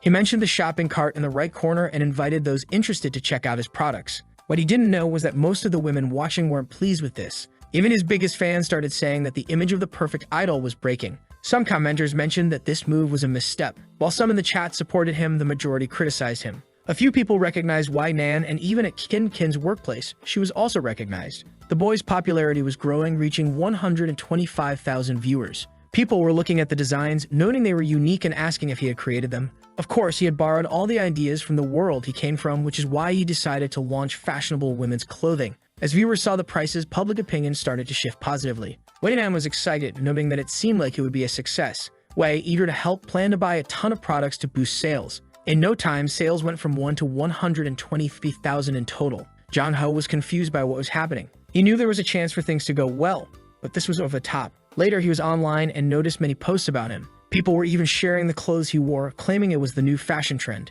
He just wanted to watch some videos to relax, but all he saw were ads for his own products. He couldn't believe that in less than a day, everything had sold out. He concluded that the girls had probably done something. The atmosphere wasn't great when the three were together. Someone approached and asked what he was complaining about. Jong Hao, embarrassed, wondered when she had arrived. She gave him a hug and guessed he was confused because his company had done well and he wasn't sure what the next step should be. He turned and said he wasn't prepared. She reassured him that he didn't need to work so hard and that she would support whatever decision he made. Embarrassed, our boy thanked her and mentioned he was planning a celebration party and invited her. She accepted but said she would take a bath first. In the bath, she pondered why he was throwing a party to celebrate. She was sure that Wai Nan and Yuha would definitely be there. She realized she needed to clarify her relationship with Jong Hao to keep the others away. She knew this would make things harder for Jong Hao and decided she might follow a more aggressive plan. A scene changes to the celebration banquet. The girls are all there waiting for our boy, who arrives with his sister, saying they didn't need to dress up so much. The three women immediately start to dislike each other, and he suggests they find a table. Even while serving food, they compete, likely to see who would serve him first, leaving Jong Hao unsure of what to do. He decides to drink a bit while the two are at each other's throats. Eventually, he was outside to throw up, realizing his body is weak and sensitive to alcohol. Someone brings him a towel. He thanks them while wiping his mouth, only to be shocked when he sees the girl from the Red Moon, who says it's been a while since they've seen each other and calls him Dear Jong Hao. Surprised, he asks if she is the goddess of the Red Moon. She confirms and pulls him by the chin, commenting on how well he's adapted to life in this world. She praises his successful business and a partner who loves him dearly.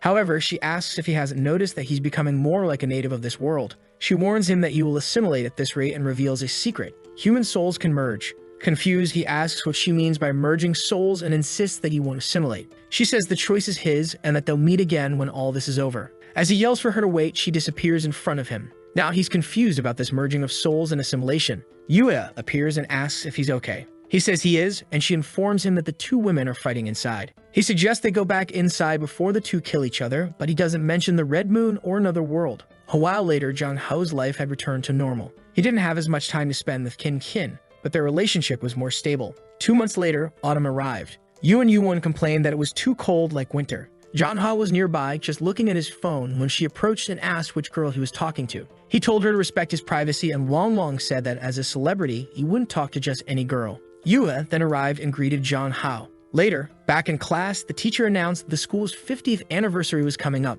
She said there would be a dance involving a boy and a girl, and everyone would have to participate. After the pairs were formed, they had to practice for 2 weeks. The teacher informed Jong Hao that he would be the leader since he had experience dealing with the public. Immediately, all the girls in the class wanted to be invited to dance with him. Within a second, a discussion broke out and he was surrounded. Frustrated, he shouted for everyone to step back. He went to the bathroom, thinking how exhausting it was to live like this. He thought about who to ask and Sue decided on Yuha. However, she turned him down. He was taken aback as it was the first time this month he'd been rejected. Feeling down, he sat in a corner. Yua tried to explain, saying she didn't want to draw attention and feared being too uncoordinated, causing him embarrassment. Suddenly, he called her name and told her she couldn't live like that. He said that people who give up without even trying will never succeed. He admitted he didn't know how to dance either, but was willing to learn and asked her to trust him one more time. The scene changes to their first practice. Someone, likely the teacher, told them to relax. The teacher, sweating, instructed Yua to put her hand on Jong Hao's waist and stop being so shy. He reassured her,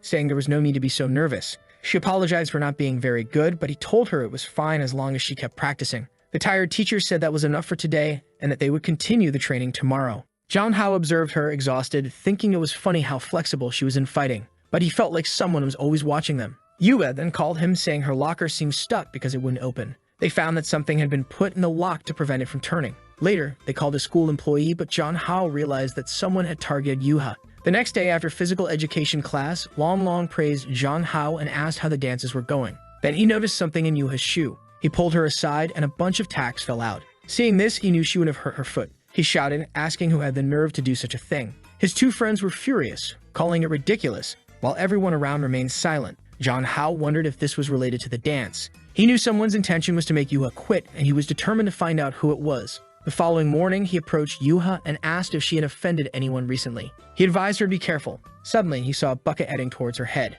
In a heroic act, he put his head in the way, taking the hit himself. A drop of blood fell on Yuha's face, but Jong Hao, seemingly unfazed, asked if she was okay. He turned to shout at whoever was above them, but Yuha warned him to be careful. Ignoring her, he ran upstairs, determined to find the culprit. He opened the door to the upper floor and found a girl crying, saying she didn't want to hurt him, she just didn't like Yuha monopolizing him. Jong Hao said nothing as she continued shouting that Yuha didn't deserve to have him all to herself. The girl seemed to go mad, lamenting that she shouldn't have hurt him. Immediately, Jong Hao ran to her, grabbed her arm, and pinned her to the ground, telling her to stop this nonsense. He sternly told her to stop getting involved, saying it was up to him to decide who deserved to be with him. The girl stayed silent, just listening. Then Yuha appeared, crying and running towards him. However, Jong Hao's vision began to blur. He couldn't understand what was happening or why he couldn't see clearly. At that moment, he seemed to recall various situations. It wasn't clear if these were alternate timelines or perhaps memories of the body's previous owner. A while later, he slowly opens his eyes in the hospital, wondering if the scenes he just experienced were hallucinations.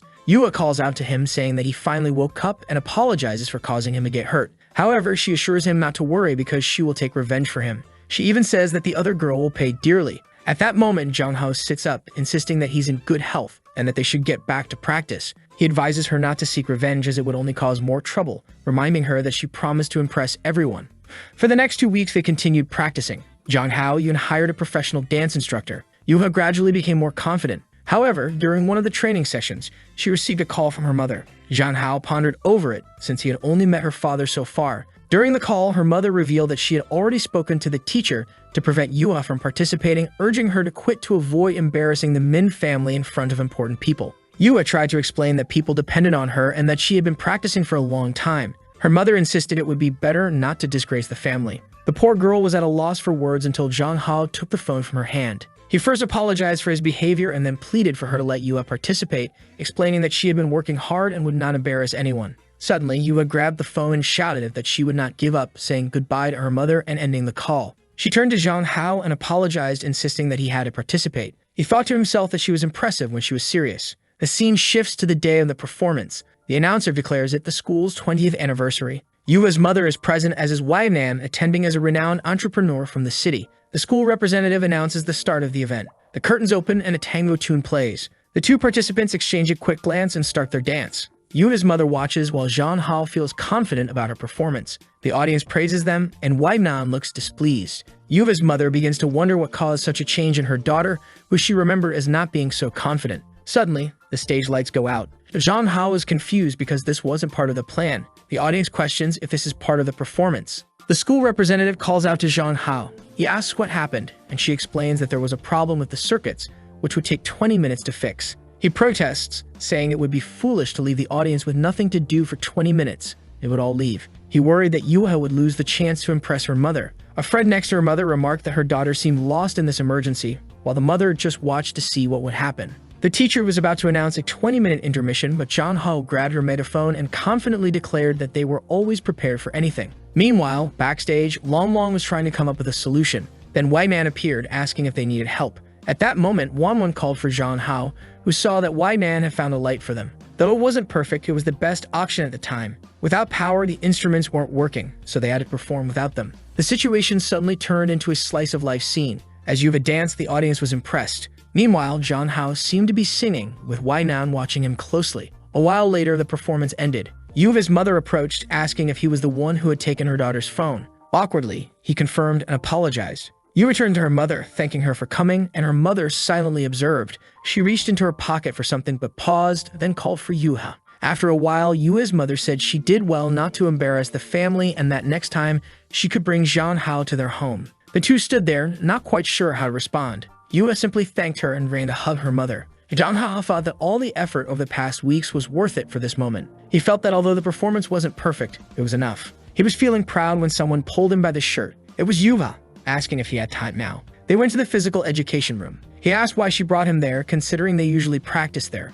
She said she wanted to bring him to that place because she wanted him to listen. She said she had been very happy since she met him. Every day during recess, she wanted to talk to him more, and every weekend, she wanted to go out with him. She even said she learned a lot from him. But because of his appearance, she felt she was losing control. She said that when she saw other girls talking to him, her heart ached and she had nightmares. She began to approach him, saying she thought it was some kind of illness, but then she took his hand and said she was certain about her feelings. She asked if they could be together. Now he was in trouble because everything she said was extremely serious. He considered her a good option because of her personality, but there was someone else on his mind and he couldn't deny his feelings. He thought to himself that this wasn't a very manly way to be decisive and he couldn't act like this. So he called out to Yuva, apologized, and said he couldn't accept her love. She was devastated for a second. He started to say that he already had someone else when she interrupted and hugged him. Confused, he asked what was going on. She said that even if he didn't like her, she would continue to like him, regardless of what he did. This didn't seem very healthy, but she said she would wait for him, and holding his face said she had been waiting, so nothing would change. With that, she helped him catch his breath, apparently for a long time. Near the window, Wei was there, noticing the situation and thinking instead of feeling jealous,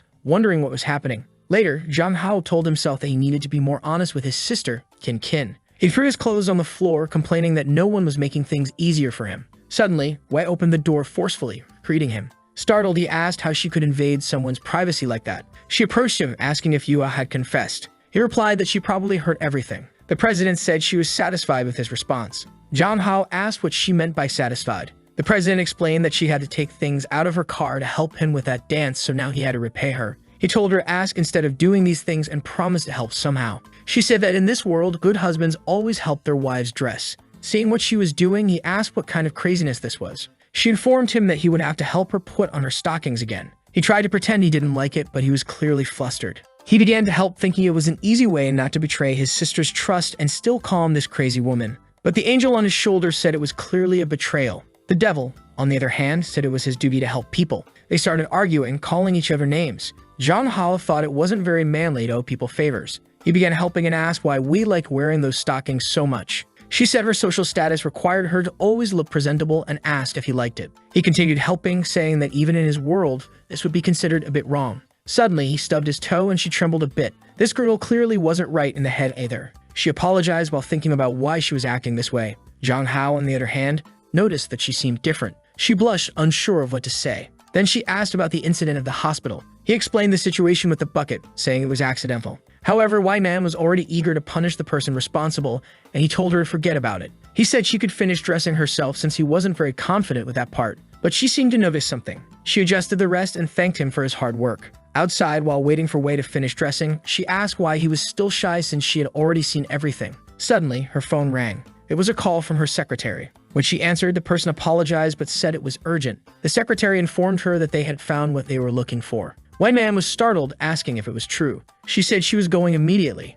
She waved goodbye to Zhang Hao, saying she would treat him to a meal later. However, he noticed that something had happened because she changed suddenly. A while later, Zhang Hao was back in bed, exhausted. But there was no peace in that house as Qin Qin came to check on him. She asked what was wrong, mentioning that he seemed very talented in dancing, referencing the performances with Wai Nan that were recorded. She acknowledged it was a school event but admitted she felt uncomfortable. She hugged him, saying she didn't like how popular he was becoming. She asked if she wasn't enough for him, wondering if he needed other things. Zhang Hao thought to himself that making the woman he liked cry wasn't something a real man should do. However, the more she depended on him, the guiltier he felt. She kissed him intensely, while he thought that, in the end, he needed to tell her everything.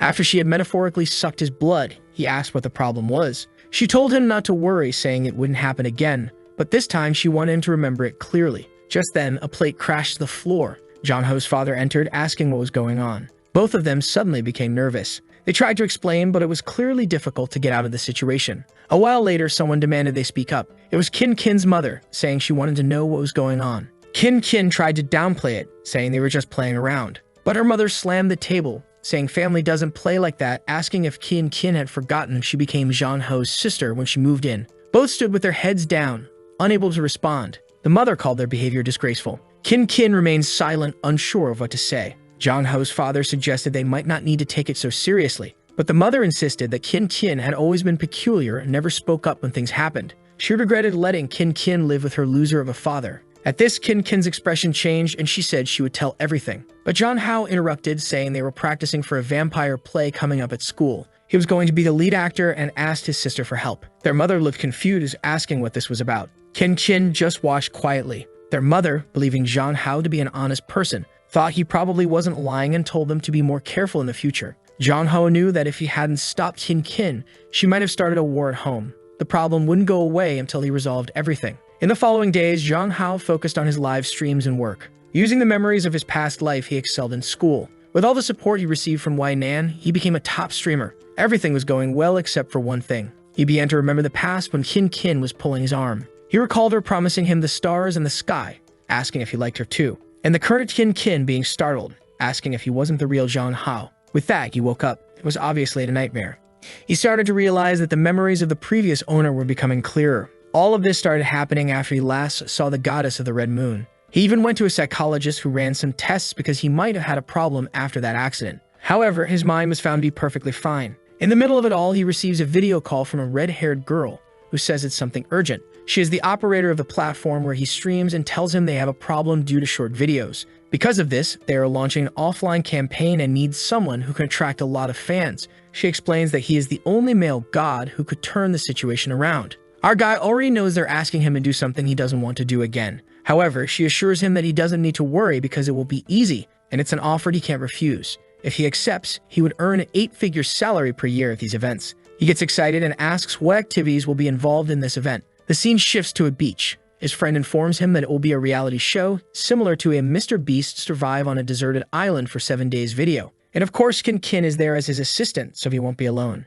Seeing this, our guy says the island doesn't seem so bad. Then someone calls him, it's Yuha, who found out about the event and obviously came to see him. But where there are two, there are three. Naturally, Wai Nan is also there, asking why everyone is watching the show she set up. As they start arguing again, Zhang Hao stands there, unsure of what to do. The organizer calls everyone to a meeting to explain the rules. The group gathers around a table, and a blonde guy announces that he will be the host of the show. He explains that Miss Wai Nan will be a special guest. He goes on to say that participants will pair up and compete to see who is the strongest. The first round will have 2 events, volleyball and capture the flag. In the second round, everyone will be taken to survive for 5 days on a deserted island. Those with the best rankings in the first round will be able to select the best survival items. Some papers with the rules are handed out, but Wai Nan tears them in half, saying there's no need to worry about that since it will be easy. The blonde guy tries to explain that it would be better if she read them, but she just asks if he's really going against her word. Not wanting to offend her, he quickly says no. Of course, several streamers from the platform want to pair up with Miss Wei.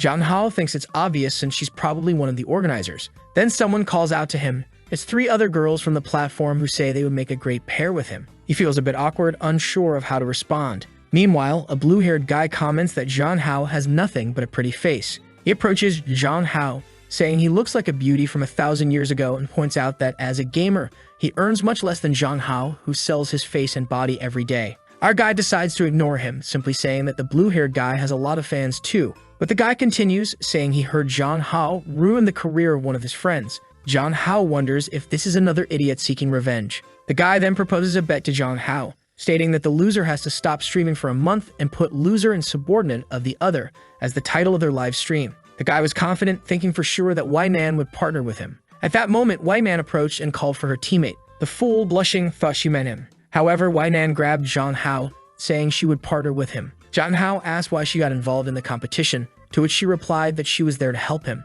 However, he said that he was a man who didn't need anyone's help to win, but she just called his name and mentioned that call she had received earlier. She said they found another person who, like him, came from another world. Zhang Hao was shocked because he had no idea about this. Wai Nan explained that this person knows Yua from another world and seems to have something special. But first, they would verify the authenticity of everything this person said. Zhang Hao wondered what would happen if there really was another person like him. Then she caressed the boy, telling him not to worry since she was taking care of him. Suddenly, someone cleared their throat nearby. It was, of course, Kin saying that the sun was very hot and he needed sunscreen, so he left with his sister, telling Wai Nan to prepare for the competition. Wai Nan watched as Kin once again led him away. A while later, the blonde announced the start of the competition. The first event was volleyball, and naturally, Zhang Hao's team would compete. Both teams were on the field, and he told them to get ready. Our guy was up against the blonde and the baldy. Wai Nan tossed the ball up and served with such power that the ball twisted. The poor guys on the other side didn't stand a chance. A few plays later, they were on the ground admitting defeat.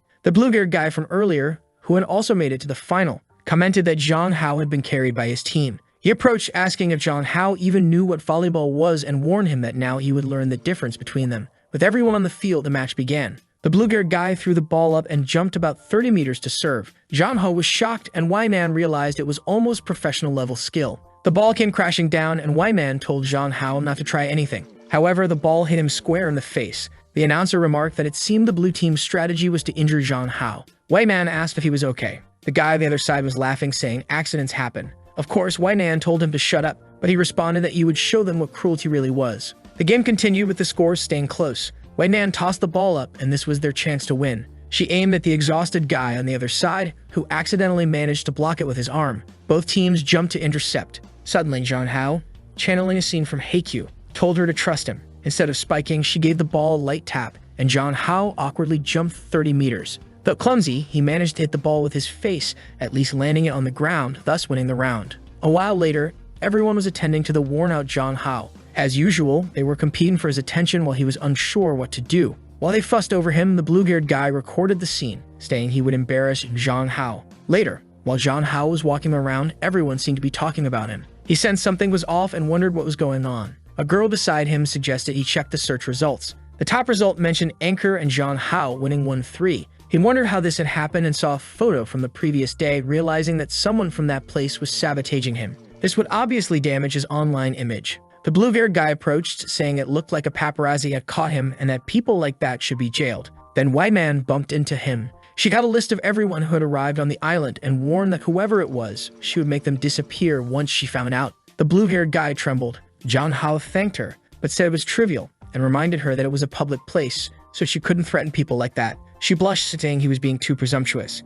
Meanwhile, the others wondered why Wai Nan was acting that way. Then Kin and Wai entered the room. Zhang Hao turned to ask what they wanted. Kin ran to him, asking if he was okay and saying she would handle it. She said she already had a good idea of who it was and would investigate it by tonight. The guy seemed scared, wondering why his sister was there. Then Wai Hao mentioned calling her grandmother to bring in some people from the military. Zhang Hao, alarmed, said it was an exaggeration and unnecessary. He thanked them for the support, but thought he couldn't rely on them like this. He already knew who the troublemaker was and just wanted to let him dig his own grave a bit more. And so the second day of the event arrived. Reporters were all eager to interview Zhang Hao, obviously wanting his opinion on the leaked photos. He decided to explain and said it wasn't as complicated as everyone thought. He clarified that two of the people in the photos were Yuha and his sister, who were there as his assistant and camera woman respectively. The other person in the photo was Wainan, who was also participating. He explained that they were discussing the day's game and showed his phone, explaining that their faces were hidden because the intent behind the photos was clear. However, he had no hesitation in clarifying the situation and said he believed the only way to combat these rumors was by being honest.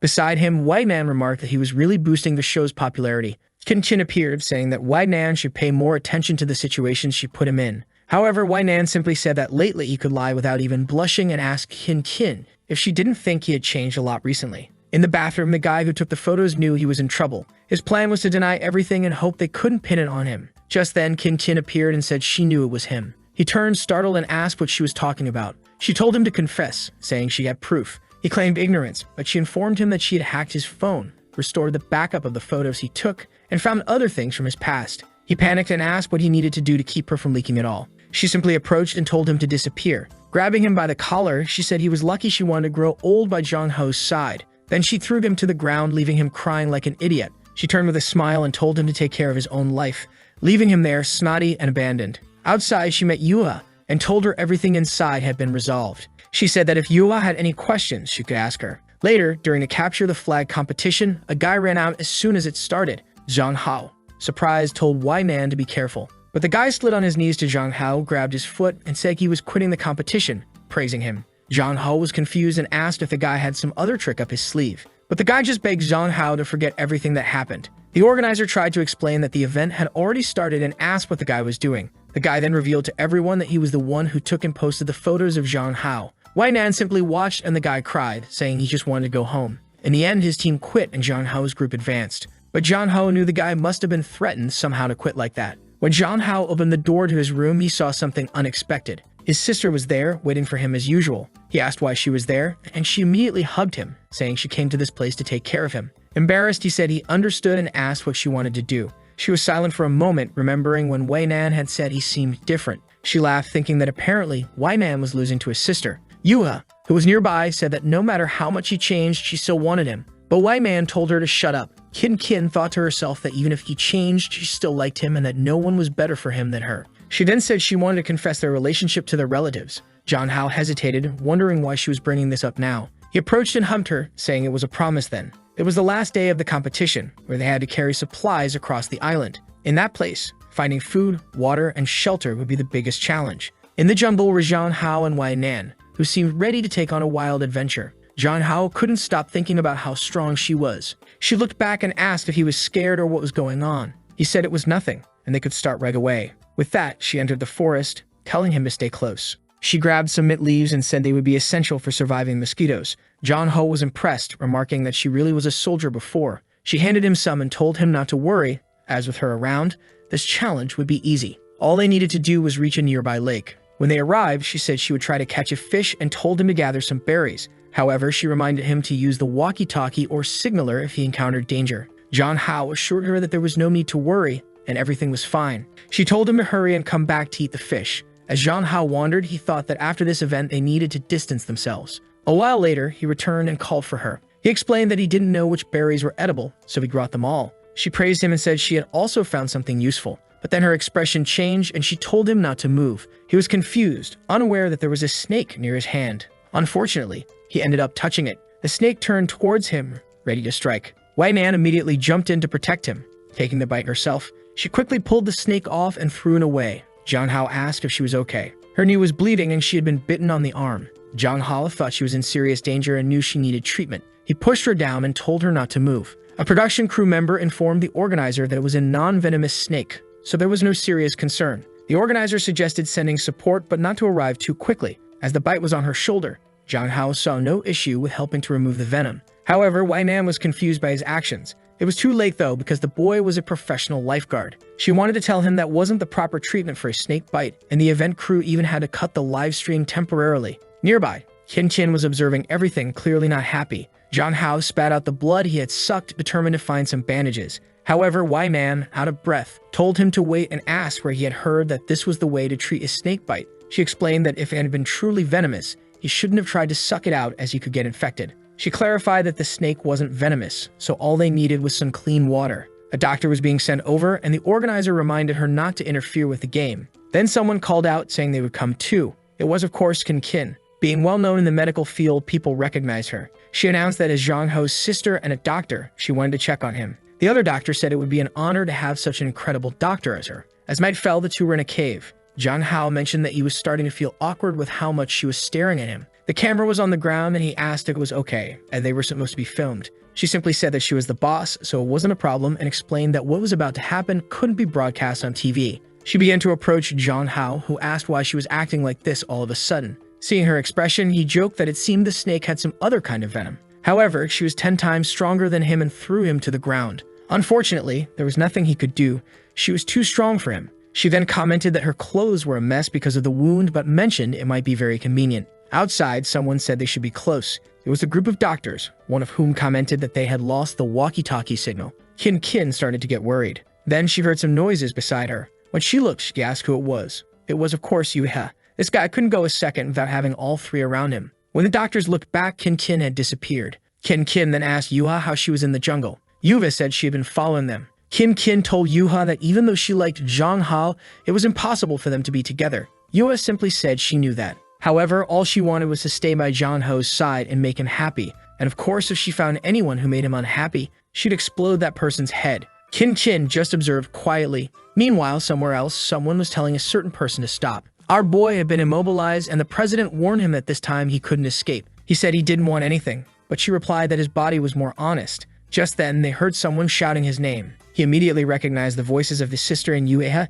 and told Yuan to get everything in order. The president was furious, once again annoyed that the others had ruined her fun. A little later, the two of them entered the cave. Zhang Hao immediately asked his sister why she had followed them. He was making excuses when she noticed some marks on his neck. Furious, she immediately called out Yuan, who told them they shouldn't be there since it was a competition area. However, Kin lunged to punch Yuan, who easily defended herself and asked if she really wanted to go down this path. She then landed a solid punch on Kin's stomach. Zhang Hao was shocked as they started to fight seriously. The president approached and asked Kin who she thought she was to try to teach her a lesson. But then they heard something. Yua was also coming in to try and punch the president. Yuan easily blocked it, but Yua didn't stop, saying that anyone who hurt Zhang Hao was her enemy. She managed to land another kick, declaring she would fight anyone who caused him trouble. This time, Yuan was pushed back, and like a joker, she started laughing, her expression soon changing. Kin got up, saying she didn't think the president of the Hongfeng group would be so shameless. Yuva told her to shut up, but Kin retorted that she was just an old woman trying to get with younger people.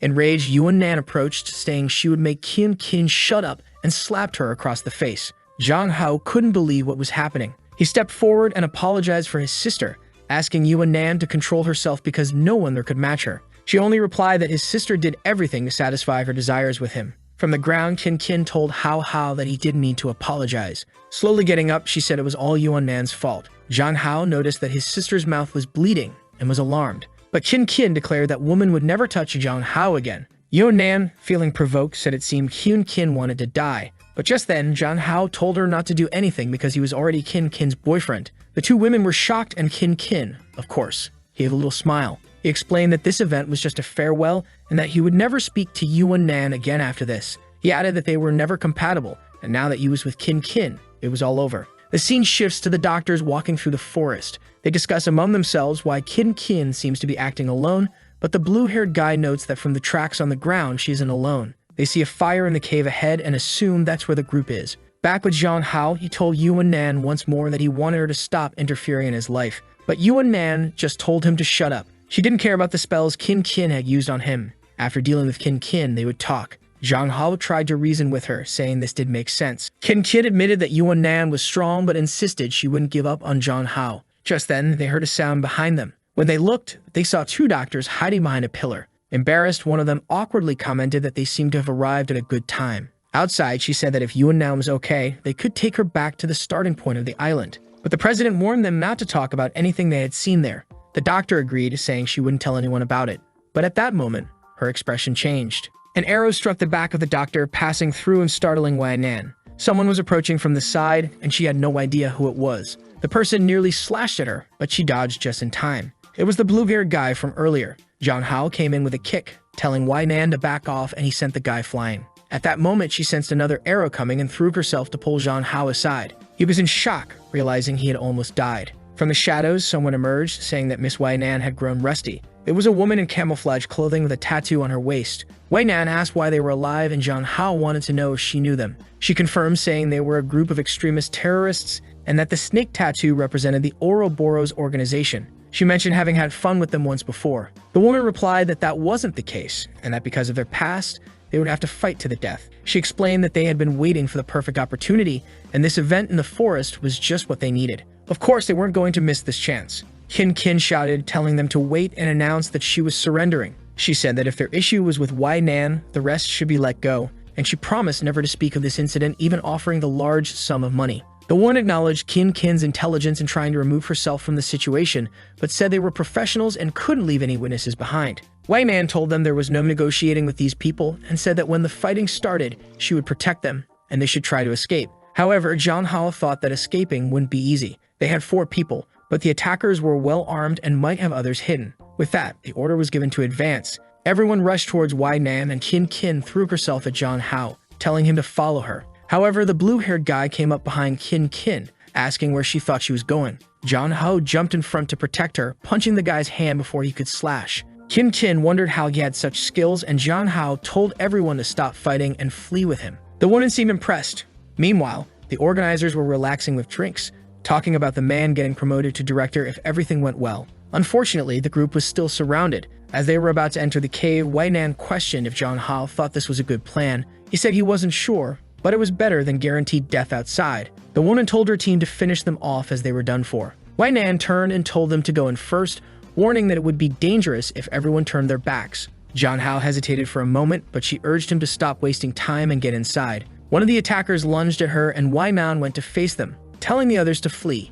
Inside the cave, Zhang Hao found the supplies they had missed earlier. He found the passage that was part of his plan and thought it was a good idea. He turned to the 2 women and told them to go ahead while he went to rescue Wei. His sister insisted it was too dangerous, but he replied that even if Wei was a difficult person, he couldn't abandon her. He started heading toward her, telling his sister to flee. She just watched in silence, feeling a strange emotion she couldn't quite understand. Outside, Wei Nan was taking down the first attacker, warning that anyone who continued would die. The woman realized that none of her plans were working. The entrance to the cave was so narrow that they had to face Wei Nan one at a time. Wei Nan declared that their fight would be endless and stepped in, saying she would bring an end to their organization. The woman had no choice at that moment and shot an arrow without knowing what else to do. They entered the cave, but no one knew what happened. She told the woman beside her to watch the exit while she called for reinforcements. Running through the cave, Zhang Hao just hoped Wei was okay. But when he arrived, he saw something unexpected. Poor Wei had been hit with an arrow in her arm and wasn't doing well at all. He approached, asking what had happened, and she wanted to know why he came back. He simply said there was a passageway and he was going to take her now. However, she told him to flee because they could still be caught. Ignoring her, he picked her up, saying he was getting her out of there. She blushed, questioning why he came back if he wanted to end contact with her. He shouted that was nonsense and told her to forget it, saying he was going to take her alive out of that place. For the first time, Wei Nan felt the sensation of being protected. On the other side of the cave, Qin and Yahello were anxious because they weren't returning. When they finally approached, Qin called out his name. Zhang Hao said he was back, but Wei Nan wasn't in good shape. Yahello looked happy, but Qin seemed somewhat desolate. He turned to Qin, asking her to check Wei's wounds. Hesitant, she diagnosed that it was bleeding a lot but wasn't fatal. Qin tore off a piece of her shirt, and Wei asked why she was saving her like this. Qin replied that Zhang Hao had worked so hard and she didn't want to waste that effort. She said that since they weren't out of danger yet, once she finished the bandages, she would get Zhang Hao out of there. Wei Nan agreed that was the best option since she was the target of those people. She mentioned the Red Moon research and told Zhang Hao to talk to Secretary Jin.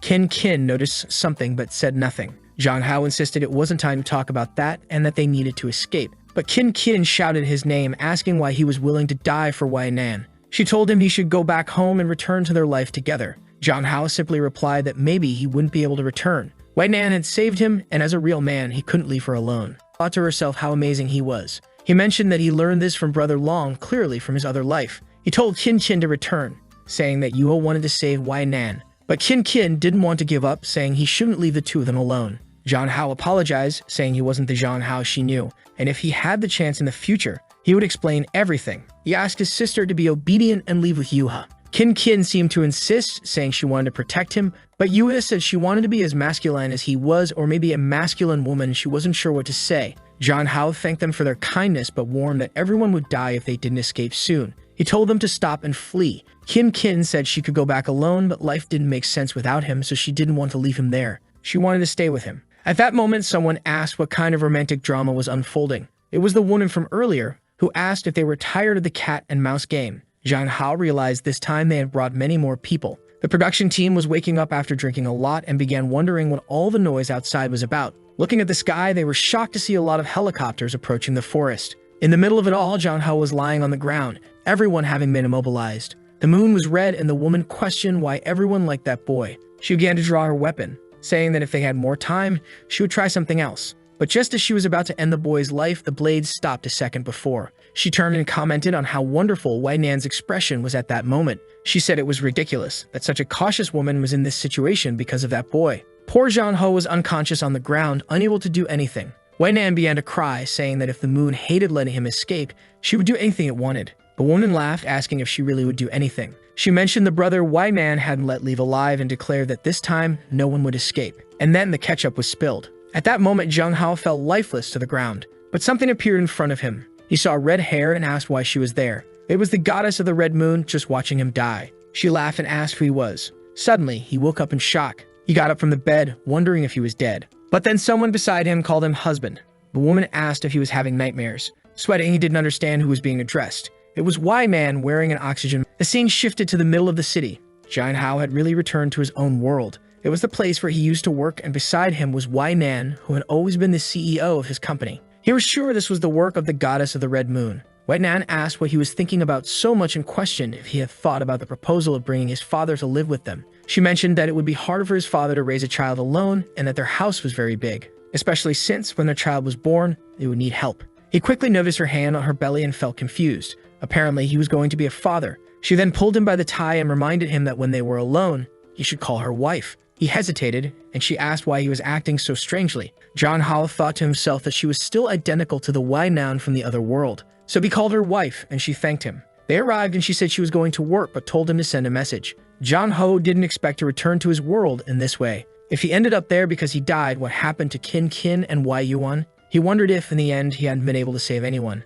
But then he asked himself the most important question. What were Kin and Wei Yuan doing in this world? He knew that in the past life, Kin was a famous doctor. He searched for her name on the internet but found nothing. This made him question if her entire life changed because she didn't meet John Hao. He then decided to search for Wei Yuan. Strangely, instead of a military family, it now seemed like an entrepreneurial group. This made him realize that he no longer had any connection with either of them. And worst of all, he had no idea how they were living. The most inexplicable thing was that he returned to this world and became Wei Yuan's husband without any explanation. He then wondered how he had managed to seduce the CEO. After that, he left the office and wandered aimlessly. The world seemed familiar, but it was very strange at the same time. He went to where his house was in the past life. He didn't know how his father was living. And then Wei Yuan appeared and asked why he had returned before the end of the workday. She approached, saying she was planning a surprise, but he had already arrived. She asked if he remembered that today was his birthday, and that she had planned a party with his father. John Hao seemed confused and asked if it was really his birthday. Wei Yuan just stared at him and asked if he was having some problem. He just said he wasn't used to her being so kind.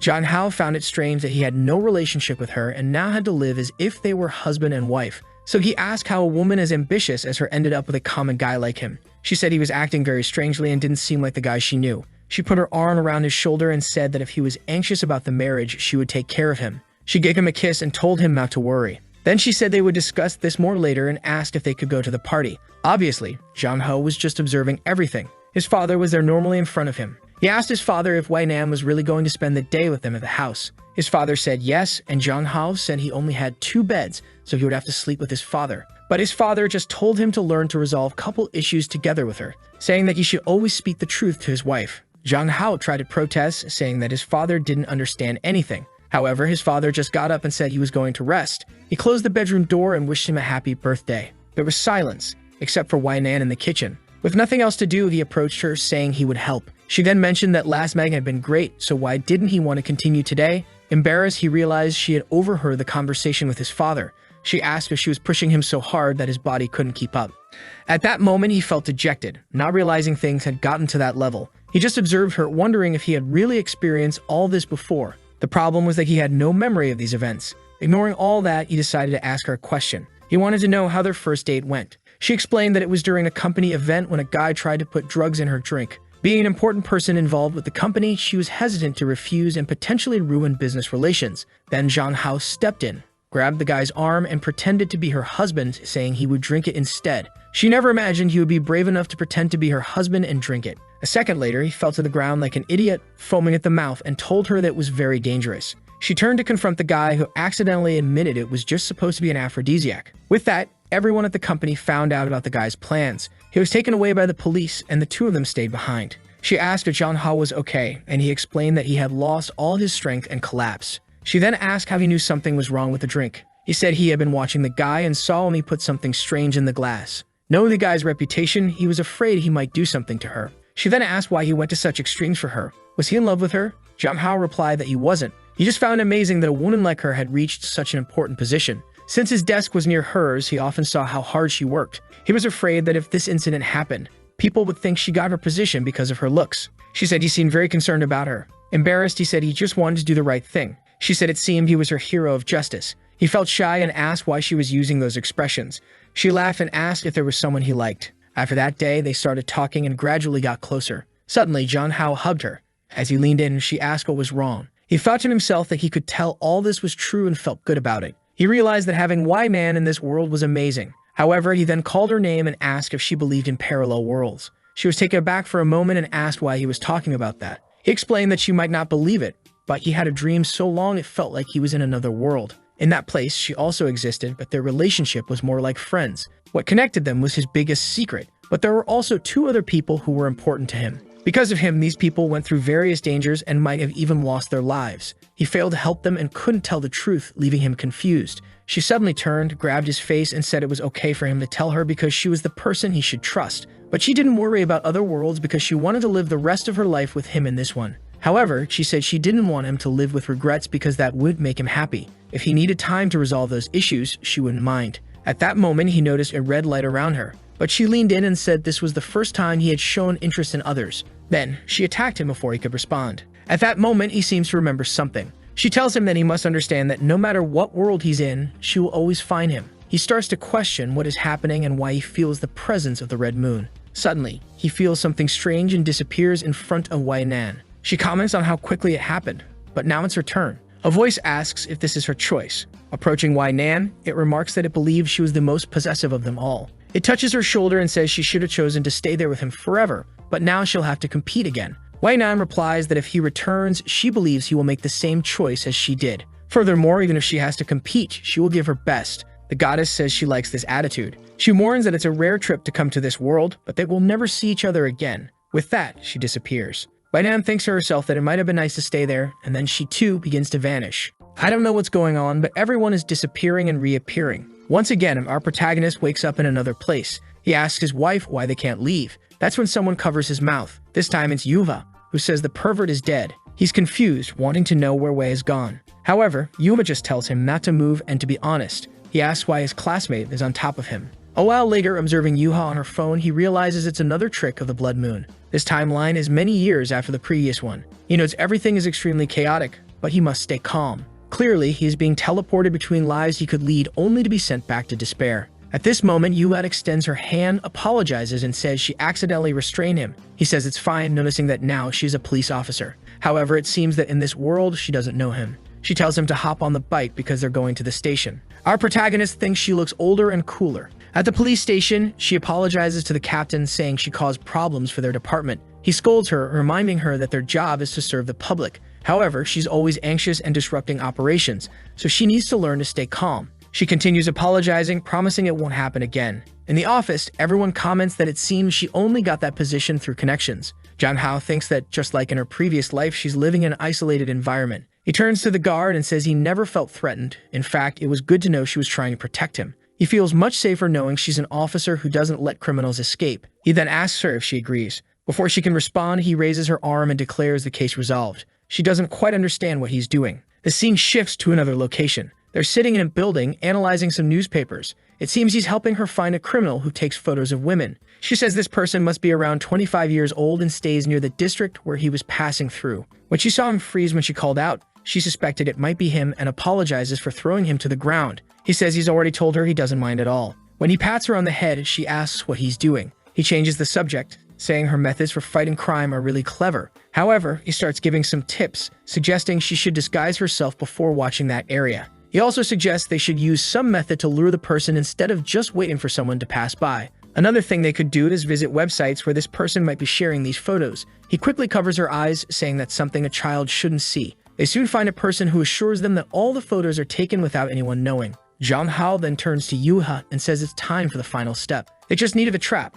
The next afternoon at the train station, Jong Hao expressed his discomfort with using someone else's bait. That's why he donned a woman's cosplay, feeling embarrassed about walking around like that. But he told himself that being a real man, this was just a piece of fabric to help a friend. Then Yua came over, grabbing him and telling her friend to come along. Jong Hao wondered why it felt like she was testing him and missed the old calm and obedient Yuha. The problem was that everyone on the train was staring in shock. Yua was glaring at everyone around, and Jong Hao knew this wouldn't work if she wasn't discreet. They'd been on the train for a while, and it was strange that no one had tried anything. He saw a school kid talking about playing a game and figured it wasn't them, a guy complaining about the stock market, clearly preoccupied with other matters, and a calm old man who didn't seem suspicious. Frustrated, Jong Hao wondered why no one had taken the bait. Yua tried to reassure him, saying they could try again if needed. Suddenly, the entire train car jolted. Yua stumbled and fell into Jong Hao's arms, wrapping herself in a pile of fabric. He told her to stay still and be careful, but the men nearby, seeing the situation, were instantly smitten.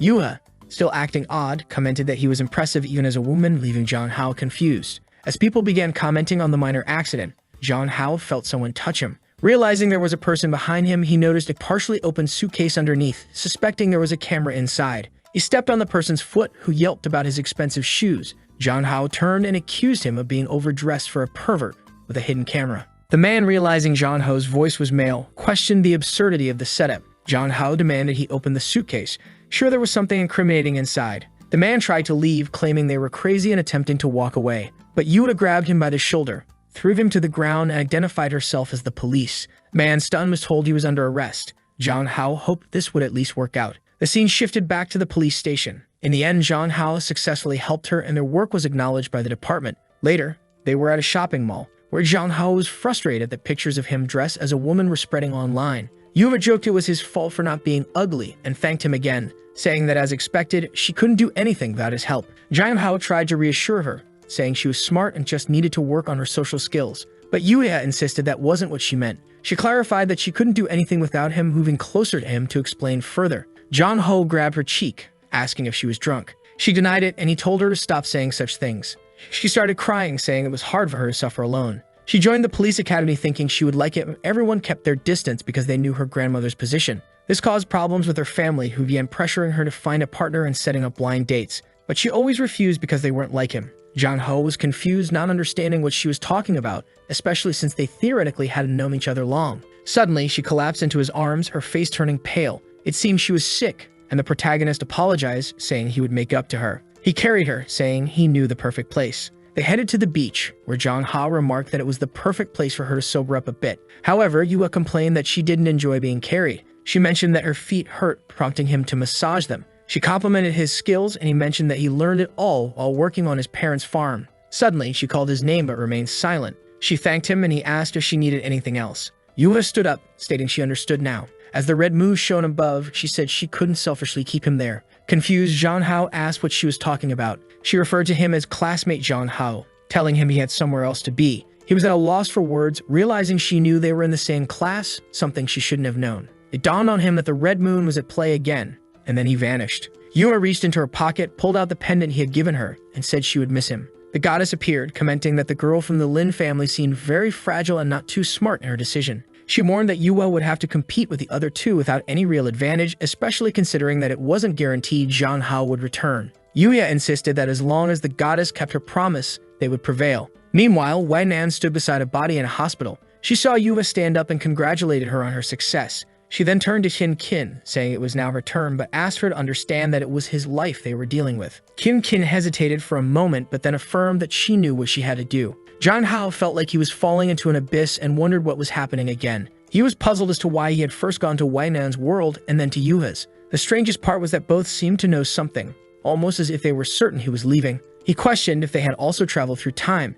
Considering the events, it seemed there was an agreement among the three and the goddess. The lingering question was what the purpose of all this was. Suddenly, he was blinded by a flash of light. He looked down at his hands and realized he had time traveled again. But now he didn't seem much older. In fact, he was back in primary school. He worried that changes in the past might affect everything that happened in the future. Lost in thought, he was hit by a ball, falling to the ground with a bloody nose. Later, he woke up to someone peeling an apple beside him. He looked up to see a much younger Kin, who asked if he was awake. Confused, he asked if she was his sister, Kin. She remained silent for a moment, then said she had been waiting for him for a long time and had a question. Zhang Hao was startled by her tone, recognizing it as his sister's. She asked if he was the real Zhang Hao.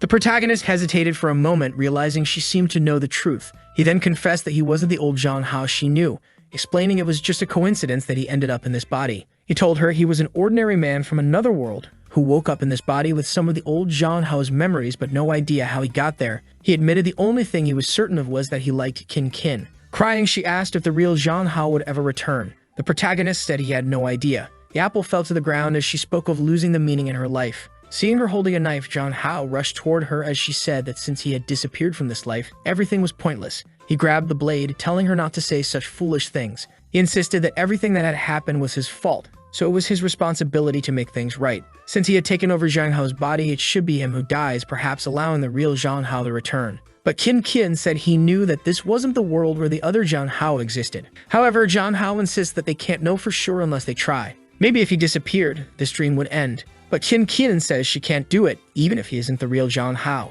She trembles as he asks what's wrong. Meanwhile, outside, the teachers are discussing Zhang Hao's well-being. One of them reassures the other that being young, he should recover well from the trauma. They decide to check on him, but when they open the door, they're shocked by what they see. They quickly intervene, asking what is happening. The teacher rushes over, grabbing Kin's wrist, asking if she intended to hurt her classmate. Zhang Hao tries to explain the situation, but the teacher doesn't let him speak, insisting that he leaves immediately. As Zhang Hao is led away, he tries to defend Kin, saying she didn't do anything wrong. However, the teacher is already on the phone reporting that a girl named Kin appeared to have attempted to harm a classmate. Time passes and we see a man, apparently Kin's stepfather, apologizing for her behavior and explaining that she's having some mental health issues. He presents a gift to the teachers, hoping they will understand. The teacher suggests he returns home and they'll need time to resolve the situation. At home, Kin's stepfather praises her for being well-behaved but holds a belt, questioning why she's causing trouble at school. Her mother tries to intervene, but he, seemingly skilled in Muay Thai, intimidates her.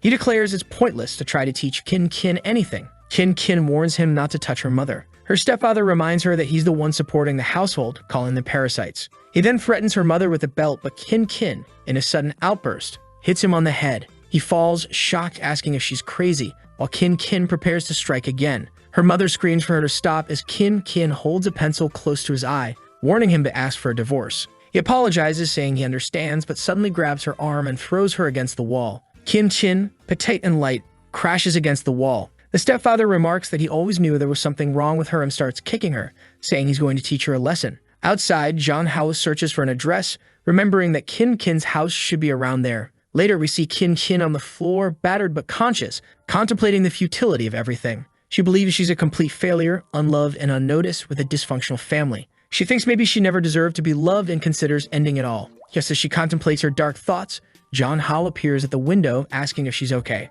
Startled, she questions why he's there and how he managed to climb up to the 6th floor. He tells her to forget about that, as window cleaners nearby wonder where the safety ropes have gone. Zhang Hao then asks if she's had trouble with her stepfather, mentioning he heard yelling. She tells him to mind his own business, saying if he's not the real Zhang Hao, he should stop saying useless things. However, Zhang Hao insists that he can't ignore it, stating that a real man always does what's right. Later, Kin steps out of her room, seeing her stepfather with a swollen forehead. From a distance, she watches them. The man sarcastically comments on her impressive ability to pick the lock. He then extinguishes his cigarette, saying she needs to be disciplined again, and moves in to strike her with the belt. However, a hand interrupts. It's Zhang Hao apologizing for the sudden visit. The man recognizes him as the kid from the incident and asks what he's doing there. Zhang Hao says he heard that his friend would be away from school for a while, so he came to visit. He didn't expect to find such an animated house. The stepfather claims that nothing is happening and questions how a kid like Zhang Hao has this kind of strength. The stepfather assumes Zhang Hao wants some form of compensation and asks what he wants. Zhang Hao simply asks that the man leave Kin and her mother alone. If he doesn't, everything he's done in that house will be reported to the police. The man starts laughing, questioning if Zhang Hao came to play the justice messenger. He doubts anyone would believe the words of a child who hasn't seen anything and argues that those with economic status control everything,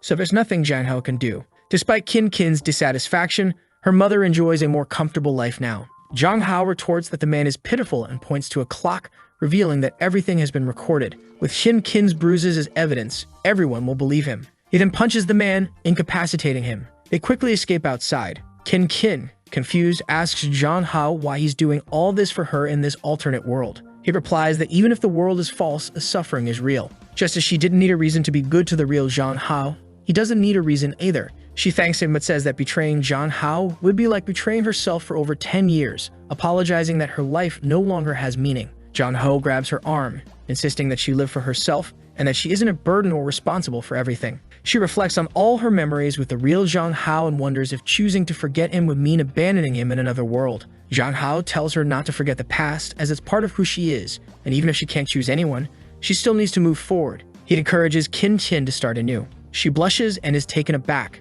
A hand appears, affirming everything Zhang Hao said is true. She hears a familiar voice and turns to see the real Zhang Hao, confused, looking at his own hand. Qin Qin asks if it's really him. He confirms it, explaining that he's always been present, observing everything, even though he couldn't do anything. Seeing her so sad gave him the strength to speak up. He urges her to start living for herself as she has done so much for him, and apologizes for not understanding her actions in the past. He recalls the time when she scared everyone by hitting them, and she held him, reminding him of their promise to always be together. He remembers feeling scared and telling her he hated her and didn't want to stay with her, preferring to go back home. He yelled that he never wanted to see her again. Now the real Zhang Hao apologizes, admitting he was too immature to understand everything. He acknowledges that in the end, it was his actions that hurt her. Qin Qin cries, calling out his name, while the current Zhang Hao watches silently. He remembers the moment she collapsed and said she would leave. He found her disgusting, but he had told her not to worry. Now he finds himself face to face with the real Zhang Hao. He pleaded, asking not to reject Qin Qin,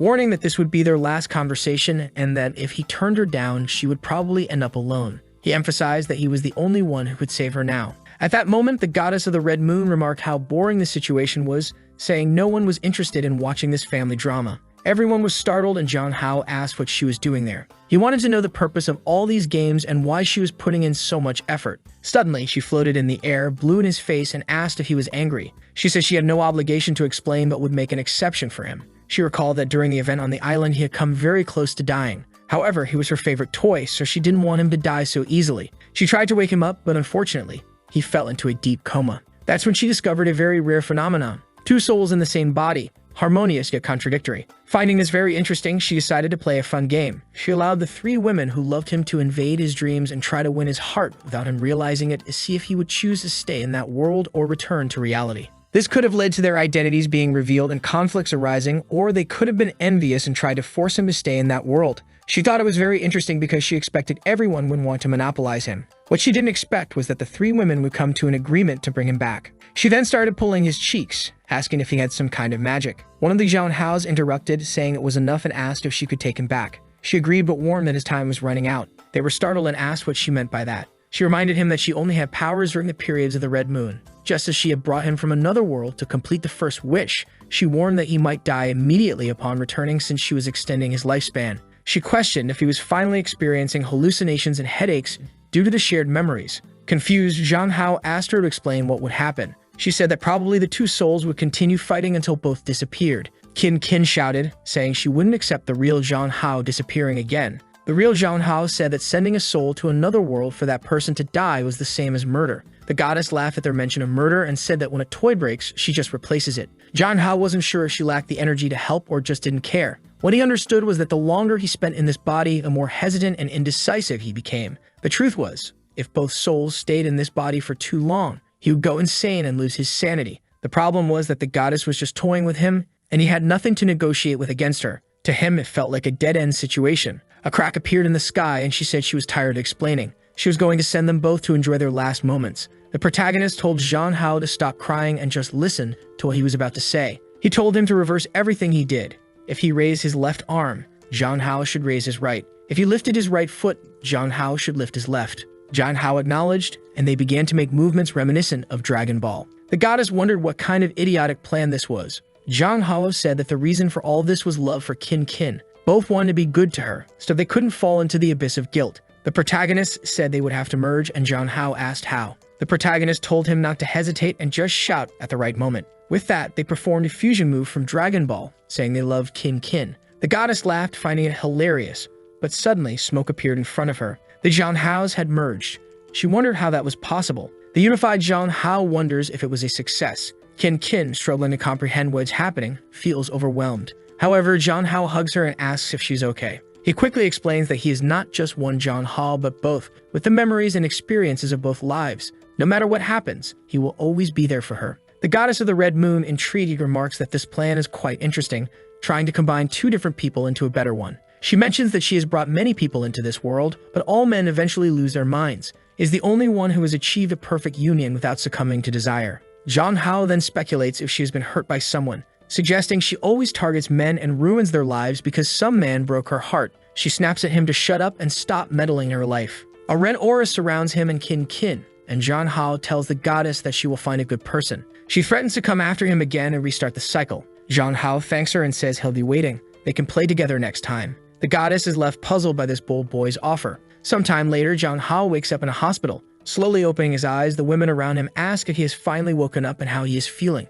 White Man is excited, wondering if Kin Kin managed to resolve things. They explain that his hair suddenly turned black and his heart stopped for a few seconds. John Hao assures them that the goddess did nothing and that everything is fine now. White Man vows to avenge everything the goddess made them go through and agrees, stating that whether for good or ill, they will take down that woman. John Hao tells them not to worry, the goddess won't appear for a while since she is powerless until the next red moon, which will be in 7 years. Wei Nan promises to protect him to the best of her ability. At this moment, Kin Kin apologizes, admitting that everything almost went wrong because of her selfish desires. John Hao reassures her, saying that it's all in the past and that he should be the one thanking them. Kin Kin then declares that from now on, John Hao will have to live with her so she can protect him every day. However, Wei Man immediately asserts that he will clearly be living with her. Wei Nan presses John Hao to choose among the three of them, knowing the competition will be tough. Feeling awkward and unsure of how to respond, John Hao tells them they won't like his answer, but he can't lie. He asks if it's possible for the four of them to live together.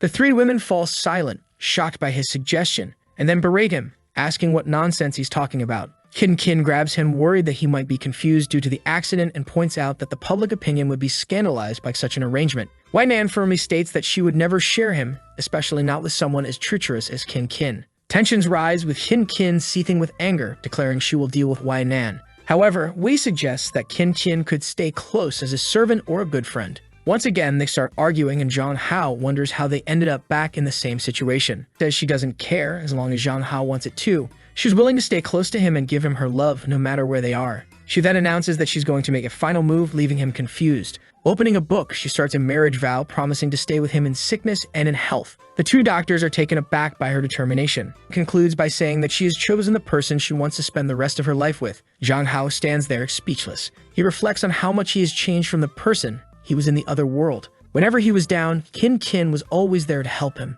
Wei, on the other hand, taught him things and perspectives about this world that he never imagined. And Ayu has always been someone he could rely on and trust. To him, all three were like bright lights showing him the way. He understands that his request is wrong, but he wants them to consider it. He can no longer choose one and leave the others sad. They could be together, but the price would be that they would never be able to legally marry. Wei Nan narrows her eyes and asks if he thinks he's in an anime to be making a harem. She says that if it were any other man, he would have already been thrown into the river. However, she says it's not impossible as long as he agrees to one condition. In their private space, the other two cannot appear. She must be the first and also the first to have a child.